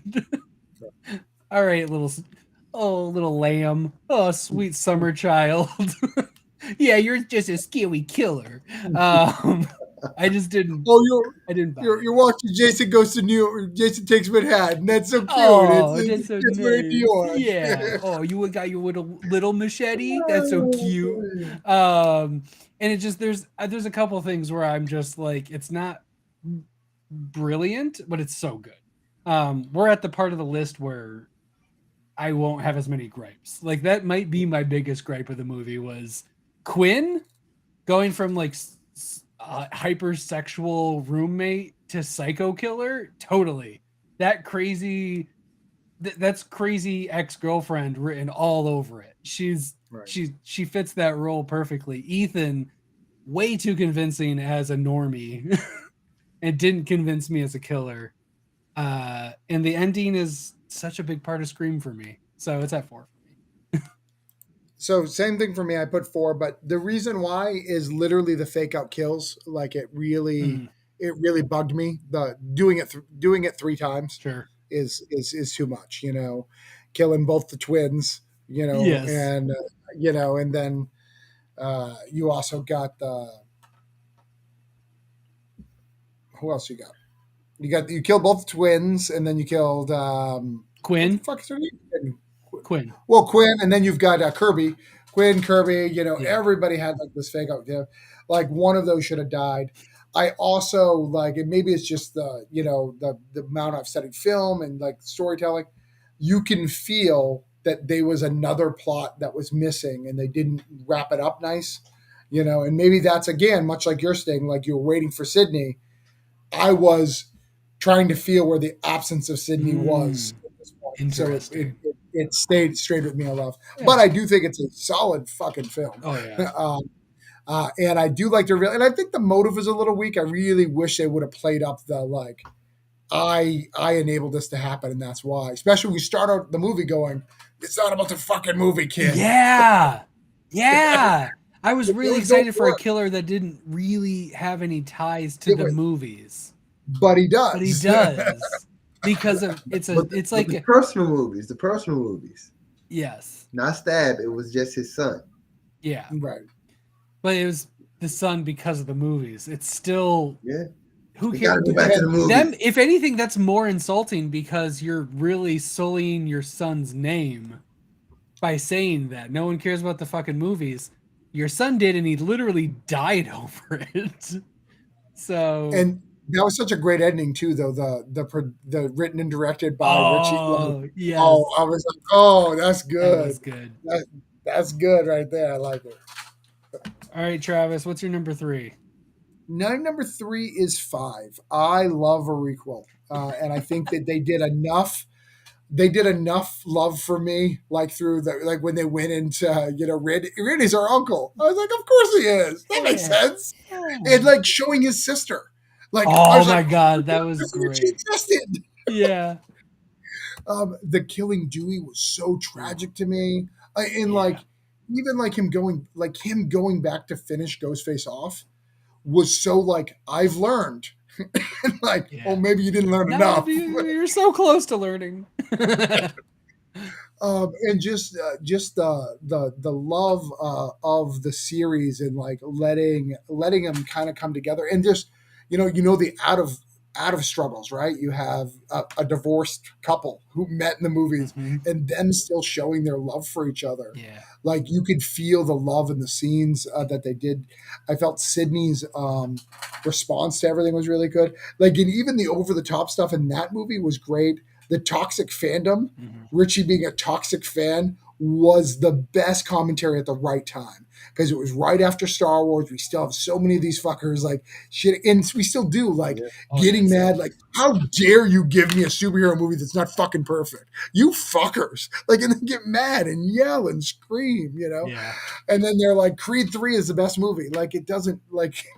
like Creed 3 could be a great movie, but you have to put it on the same lens that you put these superhero movies, right? Like you're not being fair. Oh, can we do this again? We talk about the Creed movies. Sure. I haven't seen it yet, but let me see it first. Ah, Let me see it first. But yeah, I think the toxic fandom is such a like where we're at, and the other thing, and this really means a lot to me, is bringing back Billy. mhm. Bringing back Billy, and knowing Kevin Williamson approved it. Like I found this out after the film, but Kevin Williams approved it. They went to him and was like, "Hey man, should we do this? This is a little like you've never had any supernatural. It's kind of like on the edge. You want to do it?" Kevin Williams is like, "These are your fucking films right now. You need to put your stamp on it to make it special, or we're never going, or it's never dead. going to be this." Yeah. Right, it's dead. Like you have to put your stamp on it. He's like, just we've always kept this in realism. Being Kevin Williamson, writer, take that Wes Craven role, going, these are the things that we've got to do. We've got to stick to these new rules. It's really good, and Kevin Williamson's really good at that. And that's the beauty of it is each movie can have new rules because each movie adds more layers. But as long Right. as you abide by the fact that you have rules and they have to Right. be meta in some way, and then you have to stick to those rules, it's so good. And yeah, So that's why Awesome. 5 is my number 3. nice. Ryan, what's your number 3? So my number 3 is actually number 1. Damn, you're killing me here. Whoa! I love it. I can't wait That is to a hear, bold statement. hear this. Yeah, I This mean, is the hot really, take I by really, far. I really struggled with this. I really did because number 1 is that thing, and it sets it up for everything else, right? It's classic, and I recognize that it's classic, but what I'm looking at is like time frame. I'm looking at when it was done, 96, right? And I'm thinking about how, wow, this is really the start of Scream. And if I'm going back to me watching it as a senior in high school, how important it is to me, I'm just like, oh my God, this is one of the best things I've ever seen in my life. Then I want to keep it at number 1. But the thing about it is that storytelling evolves. And I think as Scream has gone on, the storytelling has gotten better. And I can't let my nostalgia for number 1 affect the fact that I think the storytelling has gotten better. I think that Scream had a bunch of twists that maybe I've never seen in a horror slasher film before, because you're looking at this slasher whodunit, and it's like, whoa, what is this? And so for forever and always, it'll always be like one of them things where it's hard to beat. And maybe you can't actually beat it, but when you compare it to other Screams, then it's like, well, wait a second, because they're all kind of following the same formula. So for one, I feel like it was just it was classic, but it was the beginning of Scream. It was the novice. It was the beginning. And they had an idea that they didn't know could grow into something even more. And so that's why I had to place it at 3. 1, out of respect, out of what it set as far as a standard, and what they've been able to achieve past that standard that really honestly hasn't been less than the first in really any capacity. We're ranking them, but all Screams are really good. Sure. And It's a great franchise. 1 kind of sets that standard of what it needs to be. And so I'm solid with Sydney. I'm solid with that core cast. I'm solid with who the killers were, how the reveal went, and it was just a great damn movie that just honestly deserves so much respect when it comes to movies and horror films. Amazing. You're wrong, but I like it. I like That's why I'm why wrong. you're wrong. I respect why you're wrong. I think it goes back. He's on Team Sister with Vineyard too. Is what I'm That hearing. makes sense. See, I get that. It is funny because when he was, I forget exactly what you said, but at some point I was like, "Yeah, it's breaking the system." I hear you. It's like that's not where I put it. My number I three, get it. I won't talk too much about in terms of its praises because I feel like the other people on this panel are gonna talk about why it's great enough. Four is my number three. If it was shot differently, I could get way more behind it. That Vaseline soft glow soap opera look fucking pulls me out of so many scenes that on rewatch I can get past and I can see the meat of it and I love the story. It's such a cool anchor between these two trilogies, even though it's like a decade apart for some of them. I really love because it's decade apart from almost it's like sits almost exactly in the middle, right? Mhm. Yeah. Between 5 and 3, and it's great. 2011. Yeah, and the latest one was 2022. 22. Yeah. Sorry. Scream 3 was 02? 03, wasn't it? 03? Yeah, something like that. Yeah, there was like So 10 years in between the two. Yeah, it fits right in between. It's this awesome anchor point.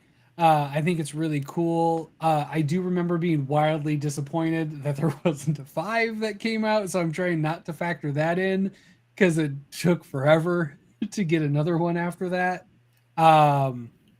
Good movie.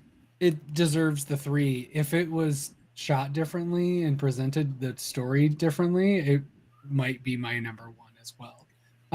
But that's my number 3. My number 2 is the second best movie that's ever come out of it because it's, in my thoughts, the closest to the first one. It's number 5. It's a perfect requel. It brought Scream into this century, which I think they say it at some point in the movie. I don't remember the exact quote, but they talk about the Scream of this century and being a part of it. And it hits. I didn't expect much Sydney, so I think I went in with the right expectations. I was ready for a complete formula break. I'm like, if it's been this long, I figured it's going to be different, and I was ready for anything to be different. And I went in with such a low expectation, and it blew me out of the water. I really love it. It's shot super well.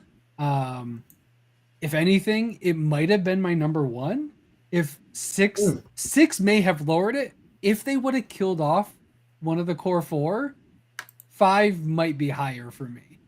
But I don't like this trend, and it can trend upwards. I don't like 4 survivors. It's very unlike Scream. I don't like that kind of breaking of the formula. But it made me not cringe while being like obviously trying to be of the times. It really like tread that line really well. It's shot beautifully. The cinematography is incredible. It really shows the advancement of just like what horror movies can look like. The maybe one of my favorite scenes in the whole franchise is when what's his name? It's Frosted Tips guy. He was one of the friends. Wes. Yes, Wes. Wes. Oh, okay. His shower scene into walking around and opening and closing the refrigerator and the cabinet and checking the front door and doing all of that is maybe one of the most, in its broad daylight, while you know his mom is dead on the porch, is so suspenseful. It's so good because there isn't a is the killer here. It's where is the killer, and it brought that into this century, and it was shot so beautifully, and it was so suspenseful. I loved it so much. I think about that scene so much. Yeah, Alfred Hitchcock did a good job when he was filming shower scenes because they did it shot for shot. Yes, yeah, and it transitions from he's asking about the psycho Right. and it goes to the Psycho scene, and that's the transition back to Wes, and it's so good. But isn't that what we're like looking at as far as like, when you look at Scream 1, you look at Scream 5, there's a different level of understanding with filmmaking Hmm. that takes place. For sure. And, these guys have looked at what's been done before and just like, okay, like, how can we make this better? Hmm. And so they're at the, you know, they have hindsight at their disposal, Right. right? To make it even better Yes. than what it was before. And they're really just building on what was already there. What not to take anything from them, but they do build upon it Hmm. and they do execute it. So I do see what you're saying. And that's why it's my number 2. I think it is Yeah. as perfect of a requel as they could have pulled off without literally just making it a remake. Like, Yeah. the only way I think they could have improved upon it was going, we're actually going to reboot the franchise and we're going to start our own rules. And like, they would have had to do a whole reboot. I think this is as good of a, we're Oh yeah. keeping everything I think it's intact better and for sure. moving Yeah. on as possible. And that's Yeah. impressive to do under 2 hours. Yeah. Oh, They did a I agree with lot that. in that movie. well, and Mhm. first act high school, second act, jail, third act Billy's house, Yep, Stu's house. Right, like it followed the act as well, which is interesting. it did. Ah, so good. Did you know that the No budget? garage door hanging though, which I think was really unfortunate because, as improbable as it was, it's maybe my favorite kill of the franchise is just a garage door. Because That's he always really my favorite shouldn't thing be at able Scream to. when the killer gets confused of how they killed something or something crazy happens. He's like, Yeah. Oh. Okay. Do-do-do-do-do. That worked out. all right. So your number 2, I assume, is 5 or 4 with me, Brian. Oh, my number 2. Yeah. My number 2 is 6. Oh, I was like, he all hasn't said right. 6 yet. All right. Well, I thought 6 was going to be number 1. I thought I brought it to number 1. Oh. Okay, he's keeping 4. I had a difficult decision to make, and I couldn't let 4 pass number 1. Okay. So I went with number 6 for number 2. And my reasons behind that is this: is that for me, because I did go into it some bias originally with 5. 5 became better to me the second time around. 5 became even better to me with 6. And like Richie really became a thing for me Yeah. with 6. Like Richie became like that. Like you almost like Richie almost became like you put him up there with like Billy Mhm. because like just the gravitas of like who Richie became through social The media. impact afterwards. Exactly. Yeah. Like, oh shit, I could totally get why this became a thing. Mhm. And I think 6 hitting on the power of social media, Mhm. the power of making someone a villain Yeah. is like very, apropos to like this time. And it fits, especially for Sam. Even how Sam reacts to it. Like she's not backing down to it. She's ready to go at you. Even for it. And even with the initial killers who wanted to kill her and Tara, they were also hooked on the fact of Sam being a villain. Mhm. And this whole thing is really about this, again, toxic fandom, but that transitions into who's villains and and who's not. And I think that message is huge. But also I look at like how they really honed in on like the settings. Like they had really 4 or 5 great settings in this film that really honed in on different horror tropes and the intensity of it and you're going through it and you're wondering who's going to survive, who's not going to survive, because there's at this point that you don't know who's going to survive, and you're wondering what this movie is going to be about. And it kind of left you with this question mark of like, okay, who's going to survive in this? Because I don't really fully know like where this is going. I have an idea, but I don't fully know. And what Six does for me that's great is character development. Like Samantha's character from 5 to 6 is like huge for me because I really, again, could be biased from 5, but I really gravitated towards who she was in 6. And I understood her better. I understood her trauma. I understood her wanting to protect her sister. I understood her regret. I understood all of that. Tara, I understood wanting independence and how, okay, that happened, but I want to move on beyond this. Chad, Mindy, like that point where they say, like, they get to this point where they're like, I don't want to be hurt anymore. Right. I don't want to hurt anymore. Like, they just didn't want to be hurt. Yeah. Like, that's, it's not even killed. They just don't want to be, like, stabbed and hurt anymore. That's like, wow, okay, I can get that. And I think that this movie for me had where the sequel for Scream 1 didn't have the emotional nuances. This sequel had a lot of emotional nuances that I, as a person who write towards the human condition, could really relate to. I'm just like, oh, I totally get that. And that makes sense to me. I can get with that. Even Gail, her scene, her first call, post Dewey, post what Tara said about, even Sam said about her, like, you live, you need Ghostface to even be who you are. Like, she's dealing with all of that while Ghostface is literally calling her, killing whatever guy she's dating, and she's thinking about all of this and trying to survive. I mean, I feel like the emotional level of dealing with what's going on for 6 is just heightened. And going to the cinematography, I feel like this movie was shot so dark. It was a dark film. Yeah, the bodega, into the apartment, into the subway, into the museum.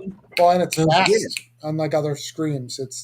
Screams normally have a lull. There was no lull. No, There things wasn't. moved It and was like, it was dark. There was no. yeah, We didn't get much daylight at all for the no, whole movie, except for like what the No. park when they were looking to be bait. exactly. That was about it, Yep. and then the rest of the movie was in the dark. Yeah, they wanted you to feel a certain way in this movie, and Mhm. I'm like, here, like, I think for 5, they were definitely trying to make sure they reinvent Scream while also making sure to pay homage to the Yeah, legendary honor the characters. past while Yeah, being the future. Yeah, in this film, I felt like they had a little. They felt like they had a little more freedom, sure. and they wanted to really make this film their own. Yeah, And I think they really went into it as like, okay, we built this. Now, how do we make this our own? And I feel like they really made this film their own. Again, I wasn't a huge fan of Samantha. I wasn't against her, but I wasn't a huge fan of Samantha in 5. Again, because of somewhat bias. But in this one, Sam made me feel that I didn't need Sydney. yeah. I mean, And for me, she acted better. The acting was yeah, better in it. her acting She was more for comfortable me, in that role. she was. And yes, as an actor, she was 100% more comfortable in like owning this character, and I felt it. And I'm just like, I enjoyed watching Samantha's scenes. Yeah. And when they said hello, Samantha, Mhm. I like yo, hello, Sydney. Yeah. It's the same to me. Yeah. I'm like, I got it. I totally got it at that point. So I'm like, 6 did some amazing things for me. I think my only disconnect why it's not higher in my rankings from everything you said, because I agree with a lot of what you just said, is my only issue is that disconnect of why um the message of the story, because it feels like it's supposed to be about her being the villain, and like Mm-hmm. the perception of the outside world doing that. And then they even did a twist on that, and it ends up that Quinn is the one that started. I honestly wish they omitted that the family started the theory of her being a villain. The fact that they gave themselves credit for that took away from the message, in my opinion, because it wasn't just humanity and the world and social media doing it. It was somebody with an ulterior motive to do it. Whereas, I'm sorry, that kind of shit just happens naturally from the hive mind of the internet. And I think that's the only real problem I have with the killer's ending. With what you said was, I wish that they just couldn't take credit for that. They just used that wave of momentum and be like, perfect, thanks. I can bank on the horribleness of the hive mind of people, of groupthink. Right. Or even that's use what drove them. Like they like this, like they all want you dead, much like mob mentality. Obviously I'm not a fan of Trump, but like that mob mentality. Yeah. So many people who push back. You just think he's so horrible, he needs to die. Like, and they push back angrily, like rightfully so, because their guy. Like, so there's that to it. I can see that. So for me, it's 4. It's 4 is number 2, and the reason why is 4 is the first time in any of the Scream sequels up to that point where I thought Sydney was going to die, because that movie did too. With her dying, yep, would have been fucking awesome. Would have broke my heart. Because the also ending of like, don't fuck with the originals. Like, okay, she gets to live and she gets a good one-liner that makes this whole thing make sense. Like, I like that. And very, very Kevin Williamson. Like, if you study him, like, because he didn't come back for 3. Part of the reasons why is, the restriction from the studio. But the other ones, he's like, I don't have another thing to say. I had something to say in 1 and 2, but like, I don't have something to say. Him coming back for 4 was, so much shit has happened in horror. Like, I need to talk about it. It's enough time to talk about it. I hate the opening of 4. Like, I hate the stab into the stab. Into the stab, Is it 5? Is that 5? That's 4. 3 was like that too, though. Like, 3 was like multiple like openings, I think. I don't remember if it was 4 or 5, but that opening to it's 4. It's 4 because that's 4 because 4 had a multiple. 4 had multiple openings too, but I feel like 3 had multiple openings too. Yeah, I don't know. I remember 4 being the like thing. Well, no, 3 had the movie. No, 2 had the movie. I don't know. It's getting late. But anyway, Heather Graham was in 2. We got to Google. But for the opening, like I was, that opening made me hate that movie. Like, I watched it, I was like, oh, I'm not gonna like this. This is fucking ridiculous. To it loving it, like seducing me back. You remember Woodsboro? Look, we're back. Look, I got these beautiful signs. Look, we put Ghostface up because we got a book signing. Those crazy high schoolers. Oh, okay, we're doing a book signing. I'm okay with that. She's related. Oh, that makes sense. Sydney can have kid friend. Like it made me fall in love, and like literally, there's a body in her trunk. Interesting. And this is before like really the reboot thing was the requel thing was an average thing. So it was like, this is a passing the torch movie, because that's what we had before, like requels where we're gonna keep all of it together and make everybody important. Here's the new cast. George, right? Like, How I Met Your Mother, How I Met Your Father. Let's pass it over. Cheers to Frasier. It's more done in TV than movies, but we're passing it over. Girl Meets World. Girl Meets World. Classics. Right.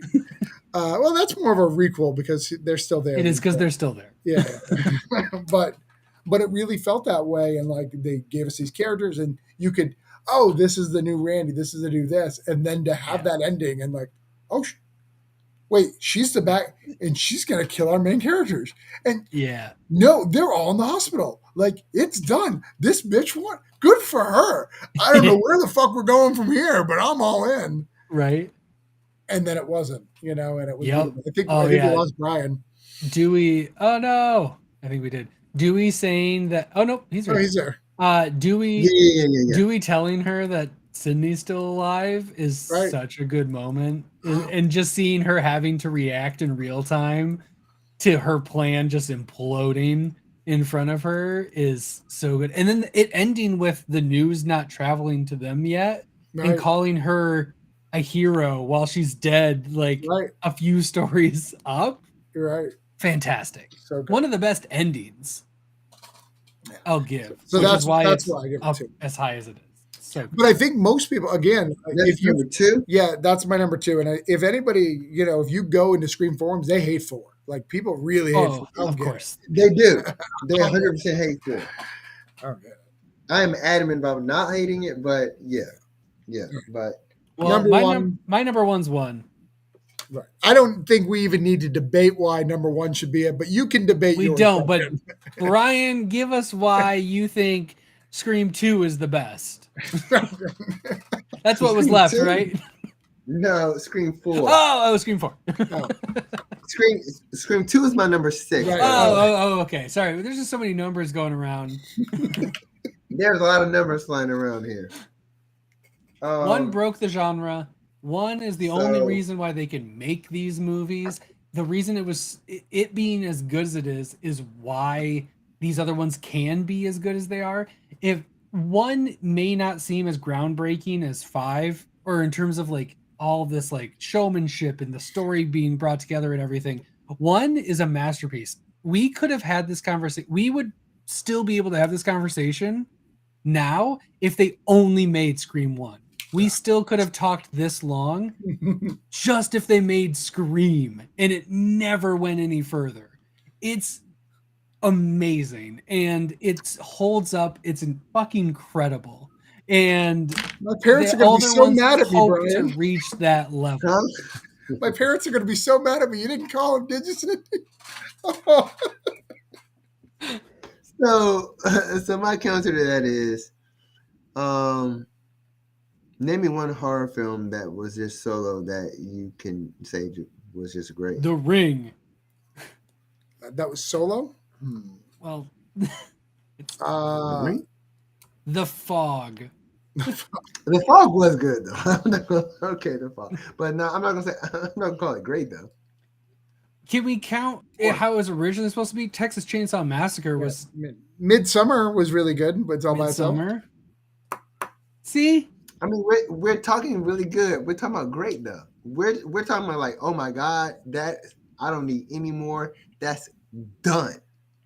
I feel Midsummer's great. Yeah. I'm gonna go with that one. Thanks, Travis. No, the Ring had sequels. I think you said the Ring. It did, but like, they don't count. It would have been great on its own. It's another Right. example of that would have been still. No one talked about 2 and after. And I will tell you, it this may is as well weird, be its Brian, own. because it's weird because this is the only franchise that I will stick with number 1. Like Nightmare on Elm Street, Friday the 13th, Halloween. Like, I will choose all the. Oh, Ready. Those are both Freddy versus Jason. They And both. I Same think the movie. thing about it is though is that with I feel that I think we all kind of felt it even with the very first Scream that this was just the first Scream. Like a lot of horror is known for its franchises. Like that's what horror is known for. And when you go into making a horror film, sometimes you go into it with this idea of like, okay, just 1. But a lot of times you go into this idea of like franchise. And I think that Scream was all about this new version of a franchise that maybe they didn't know was going to become a franchise, but they knew had the potential to become one. And I think what 1 did was lay the foundation. I mean, there's so many elements in Scream 1 that we don't get the answers to. Her mother, her father, the relationships, like motivation, fully of Billy and Stu. And I think that what ends up happening is you get this like Jamie Lee Curtis kind of thing happening with Neve Campbell, as Sidney Prescott. And so I feel like one ultimately, even though it wasn't guaranteed to be a franchise or sequel or whatever, I think one was just like where let's try this idea and see what happens. And Kevin Williamson, who I believe wrote Scream 2, right? Yeah, he wrote 1, 2, Yep, and he 4. did 1, 2, 4. Right. Like he so he was ready to come back, and he had this other idea. And so I feel like Scream 1 it's hard. Nostalgia is hard because I'm right there with you. Like I have Scream 1 at 3 because of nostalgia, because of the way it's set up. But if I'm looking at how the movies, like what the movies do, I feel like, Scream 1 isn't the best movie because at the end of the day, he's at the beginning of his Scream writing career, right? Like he knows these characters after 1 and 2. And after someone else has written 3, he's like, oh, okay. Well, let me sit back and look at this. And what do I have to say? So his author purpose now changes. And in 4, what you get, and this is going to what, are we able to jump to number 1 now? We are at number 1. We're hearing Yeah, your this is answer number for one. number 1. Yeah. Okay, cool. Bet. We've Because already we're said number that one. you were wrong. Like, Yeah. but we're letting you speak. Okay, cool. Bet. So I feel like at number 1 for me, Scream 4 is that this is Kevin Williamson being able to look back over a few years now after written Scream 1 to say, here's where I think the story is. Here's where I think Sydney is. Here's where I've taken her as a writer. Here's where another writer took her, and here's where I think she is now. And I think what we get is the most adult Sydney, the most together Sydney, who's dealt with trauma, who's trying to make something of her life, and she's back in Woodsboro, and she's dealing with her first time in being in Woodsboro, dealing with everything has happened to her since Woodsboro, since college, since LA. And she's trying to fix and help and share her story to other people. And I think that is central to who and what her character is as far as an arc of finality. What ends up happening is that once again, her personal life, going back to her mother, kind of interpedes on her moving forward. And she finds out that there's this whole subversive plot that focuses on her dying because she's gotten more clout, more whatever, and this John's cousin, has orchestrated this whole thing. This is the most connected plot to about to say episode 1 to movie 1 that we've seen, because which is the best and most important. So you'd want that to be your anchor point. Exactly. And Kevin Williamson, like he sculpted that, and he saw that here's how we can make 4 connect to 1 while also introducing a whole new cast. And he didn't realize that he was setting up Kirby, which Radio Silence ended up doing the 5. Like I want to hear if he thinks she survived. Exactly, probably not. I don't think she did. No. But I will say there was an interview with Wes Craven that said, she did give a breath when you walked away, when they cut away. Oh, okay. Like what? Right. But that was Wes, and he's dead, so we can't really get it. Yeah, I was like, so that's half of maybe. What's interesting to me is what I've learned, especially in 6, is if you don't see them take their last breath, it's comic rules. It means that they're alive. Yeah, it's comic book rules. Yeah, I knew she was see a alive. body. You need to see coffin, embalming, all of that stuff. For me, that was a dead giveaway when she's like, my dead brother. Like, there was plot answers that we didn't get. Yep. Yeah. And she's dead. Nope, she's not dead. Yep. exactly. If you didn't put that in, I probably would have went, oh, okay. My only Right. rebuttal to everything that you said, because I don't try to change people's opinions, but if this was a debate, the only thing that I would pick apart what you said is that he wrote it thinking that there would be more. And if that were true, Rose McGowan would have survived the first one. That's it. He went bloodthirsty. He was doing. There was very little setup. The things that you say are like ancillary things that could be worked upon were just reasonings for why the world was the way they are. They weren't set up to be expounded upon. They were just there to show that there's a person, why she's alone, why she's isolated, all of those things, and then they found reasons later to use. Rose would have survived 100%. If they thought franchise, they would have kept Rose around. She was an up and comer at the time. It would have been like killing Tara in 5. It wouldn't have happened, and it wouldn't have been as bloody. It would have been a much more PG-13 movie if it was meant to be a sequel. Not that he couldn't have ideations of like maybe this could be a Scream 2, but if it was intended for it, there would have been some changes to it. And that's the only thing I have to say. I agree with that. I really do agree with that. My only counter, and this is what I used to say with Patrick. Like, I love it. My only counter is this: is that I know, like for the Vineyard, like I wrote it as a 1 to 4 issue. Should I put Vineyard spoilers on here now too, just in case? maybe. But I also know that in my mind, I wanted it to be a complete story because I know how publishers are with complete stories. Uh-huh. But I left room within the story to where I knew where I could potentially go. And that's what I did. And that's not to say that I don't have a Vineyard 2 pitch. And that's what I think he may have done, sitting out is left some breathing room for it. But that movie, you watch it, you don't go, oh my God, I need another one because I need to know blank. Yeah, there's no question that's unanswered. It could have been done, and it would have been a fantastic movie all on its own.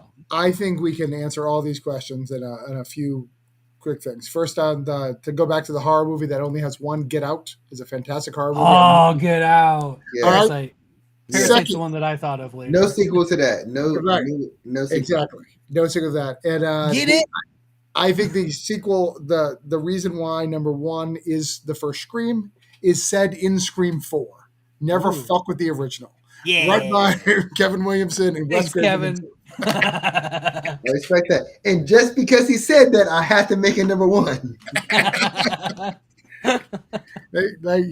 They said in 4, 1 is better. Clearly. I mean, which makes 4 just so good because it recognizes the greatness. And that's what I'm going with it. It's the catch-22. You're in a circle. It's such a circle fuck where it's just like I totally get it. I really struggle. I struggle with my top 3 because I know where I was in '96 when I watched Scream 1, and I know how I felt about Scream 1. And I know how I felt about the subsequent movies that came after. But what also affects that though is how the sequel came after like a year or so later. Yeah, it was a year after the first one. Right. And then you have like the third one. It's all close in proximity. That's why those are so far down. Right. And when you get to like that number, like that number 11 year, and you have number 4 where you haven't had Scream, and all of a sudden it's like, oh, Scream, another Scream coming. And so I remember being excited about 4 coming out. It hurt so much that it took so long for another one. Right, but I needed the time. And then I'll tell you, one of the biggest things for me was Jill. Yeah. Like Jill as a killer was like, I honestly didn't see it coming. Like I missed it. It was great for the moment. That was very of the time. It felt right, and Yeah. it's a great message. I'm like, you know what? Like 2 and 3, like I didn't know those two for sure. 3, I wasn't all the way in on. Like, okay, Roman. I don't But even. What was Roman's message? I don't remember what Roman's message. What was his? He was just. It was revenge. It was kind of it was, like. yeah, Right. Yeah, Sydney had the life that he didn't have. yeah, and yeah, it was about the mom and motherhood and broken households and Sure. Yeah, things like that, and playing favorites with Yeah. children. It Poor was kid. He got to be rich and make movies. I know, He and never that's had what's it. always. It's like the Poor most guy. the most privileged person Poor in the guy. movie is the killer because that they didn't have enough privilege. Poor guy. It's just like fuck off. Yo, but Jill killed her mother, yo. Oh my god, Right. yeah, Jill killed her mother. Jill's savage. Jill mean, is savage, yo. I will tell you though, Richie like has the The potential to be president my of favorite. Battlestar Like they gave so much to Richie in 6 that Mhm. he is like going up my rankings really fast for my favorite killer. Didn't they Yeah. really heighten Richie's Oh, yeah. legacy in 6? I think he's as important as Billy and Stu now, like going Yeah. forward, Yeah, which is They really cool and something they needed. they needed Yeah. that because Billy was starting to lose weight just because of time. Right. Like it's just been too many killers since, and by elevating Richie, they elevated Richie and Billy all at like the same time. Basically, they brought a new killer up to their level, and then brought Billy back to the forefront too, and was like, "You don't worry about these other people. That message, they're good. Here's where we are now and before. It's great. I love it. They did a great job with. I mean, at the end of the day, I think we can say that what 6 did was, it really established. Not that it wasn't established before, but it really made sure that the establishment of the legacy Right. of Scream is like 100% intact. And Well, yeah, we still have the legacy characters. They're just taking form in these new people. but even the legacy of the killers of how Yes. they pay homage to all of the killers Right.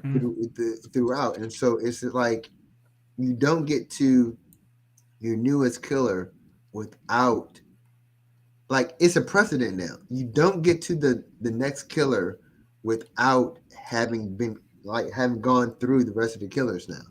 Yeah. And that's what they did in 6. They made it so that all the killers are validated. Right. All the killers are important. All the killers, like, they live on. Even though they don't live, they live on.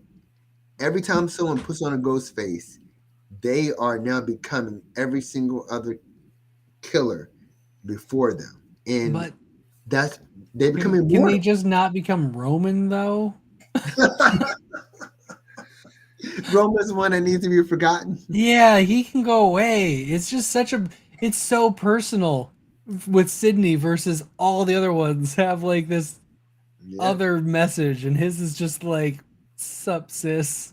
Yeah, like, I hate you, sis. I hate you. I hate you. Suck. I wish I had your weird rural suburban life instead of this directing movies one. I mean, Kevin Williamson didn't write that one, so it kind of shows. Well, so the third one was supposed to be a cult. So it makes way more sense. Yeah, it was supposed to be a cult of Scream killers that were going after people, but you could have like 5 or 6. Yeah, I think Columbine happened, so they did it. That's why the kills are weak. If you watch 6, like it is. The kills are weaker. Everything in 3 are weaker because of the times. Yes. The studios, which is weird because I would have doubled down. Like that nose one though, while not being graphic, was like, well, that's new. Right. Because you don't see a lot of like nose stabbing. I feel like the best kill in 3 was Cotton Weary. Like that whole scene with Cotton Weary, like the opening scene was great. Yeah. That opening scene was perfect. Like, Cotton Weary's getting it? Oh, that's something. I liked Cotton Weary too in that. I thought it was great. It was a great opener. But you could tell, and I think this would be our final thought, is nothing. If you guys have final thoughts, that's fine. This is my final thought. I love it. That's my favorite. That's gonna be your new. Yeah, Gotta right? be the new outro. Our final thought is, and then you give a really deeply personal, based thought. Is I think you could really tell why they changed it to 6, going from Scream to 6. Like it wouldn't have had that impact if it was like Scream 2, No. like a reboot. Like you needed to have 6 to go like, no, this is a legacy, this is a Yeah. franchise, and I'm sure like their intention for 5 was this is going to be a reboot, and then we'll figure out I what we don't do know. It next. seems very meta to do Scream 1, 2, 3, 4, Scream 6. Yeah, maybe. Like, Yeah. It seems like the kind of bullshit you would do. Like, this is what they would do. They'd reboot it, but then we're not actually rebooting it, but we're gonna name it like we're rebooting it, and then it just goes to 6. Scream should have been Screams. Scream. At the S. So many people said that. Dollar So many sign. people said that. So The many, Cameron thing. yeah. Yeah. So many people said that. Oh, I'm so curious to see what they do at 7, like how they make it blend into like, because I think that's what they're trying to do, right? They're trying to bring, like, even with Scream 6, it like the way they marked it with the V in this in the 1, right? The Yep. Roman numerals, it still says 6, but it still says Scream. Yep. Right. And so Mhm. I'm curious to see what they're going to do at 7. Are they going to get 7 in there because they've Yeah. done that each time? It's like 4 because 4 was the A. Mm-hmm. They got that in there because that's at least they could do Yeah. Leet Speak. At least that was there at the time. And then Scream was just Scream. So yeah, that'll be interesting. Yeah. Yeah. No, that's a good final thought. I like it. I like it's Scream 6 because we're gonna get more. This is the first Scream that I felt like we need another one. Oh yeah, They yeah. did not end this as clean as the other ones. This is the first time when I'm like, well, there's gonna be another one for sure. It has to because you can't end it here. They left things. I need to see where Sam goes. Every going other time back I've to- been like, Sydney is fine now. Yeah, no. I think Brian said it earlier, there is no bad Scream movie. Unlike No. Friday the 13th, Nightmare on Elm Oh, Street, yeah, like, there's there's some bad ones. movies in there. Halloween. Yeah. A lot of bad Halloween movies. There's a lot of that one's mostly bad. You have to got the timeline with Halloween. Like, what's the timeline on this? Wait a second. Right? Hold on. Where are we again? What timeline is this? It's 2000. Okay. Wait, this is not H20 anymore. Okay, we're over here. Okay, I got you. Halloween needs its own stab version to like separate. Oh my it. god! Yeah. Yes. That's what it needs. That's exactly what it needs. Well, thank you so much, Brian. Appreciate you having you on and going. That was so Optimus long Prime ago. was the That killer. was so long ago. I love it. Thanks for being here. Thanks for talking It's a Scream blast, yo. with Thank us. you guys. Everybody, check it out in the description. If you've gotten this far and you've Right. read through our Scream rant, please check out Brian's stuff, his Twitter and Substack, and the Kickstarter for America's Kingdom is all in the description. Go check it out. Go support this talent right here. I appreciate you. Thank you, guys. Hey, look, this has been a blast. I enjoyed talking about comics. And I'm chopping it up. Scream has just talking about Scream has been a blast. I think I could go all day with Scream. I think We could do this again. yeah, I could go all day. We'll come back for 7. Yes. There we go. There we This go. will have to be a Predictions. recurring segment. Predictions. Oh, Yes. and if you want us back sooner, Dimension Films and Scream, I don't know who's doing directing you now. Just make that unrated cut. We're excited. We'll come back. We're back way in. sooner. Yeah, we'll do it again. Love There those we go. unrated cuts. There we go. For sure. Awesome. I'm All right. Travis. Oh, okay. Yeah, I'm Wait, Tom. Oh, Now we're You doing. usually sign off. You're usually Oh, the sign off guy. We've leveled up. Yeah. I was so confused what we're doing. It's level all right. up. It's much later and longer than it normally Right. goes. We've leveled up. It's, We may want to cut it's this. 1 into- o'clock. Yeah, we may want to cut this into 2 episodes. It might need to be, but right now it's live. So, bye. All right, everyone. Thank you. Bye. Enjoy, guys. Outro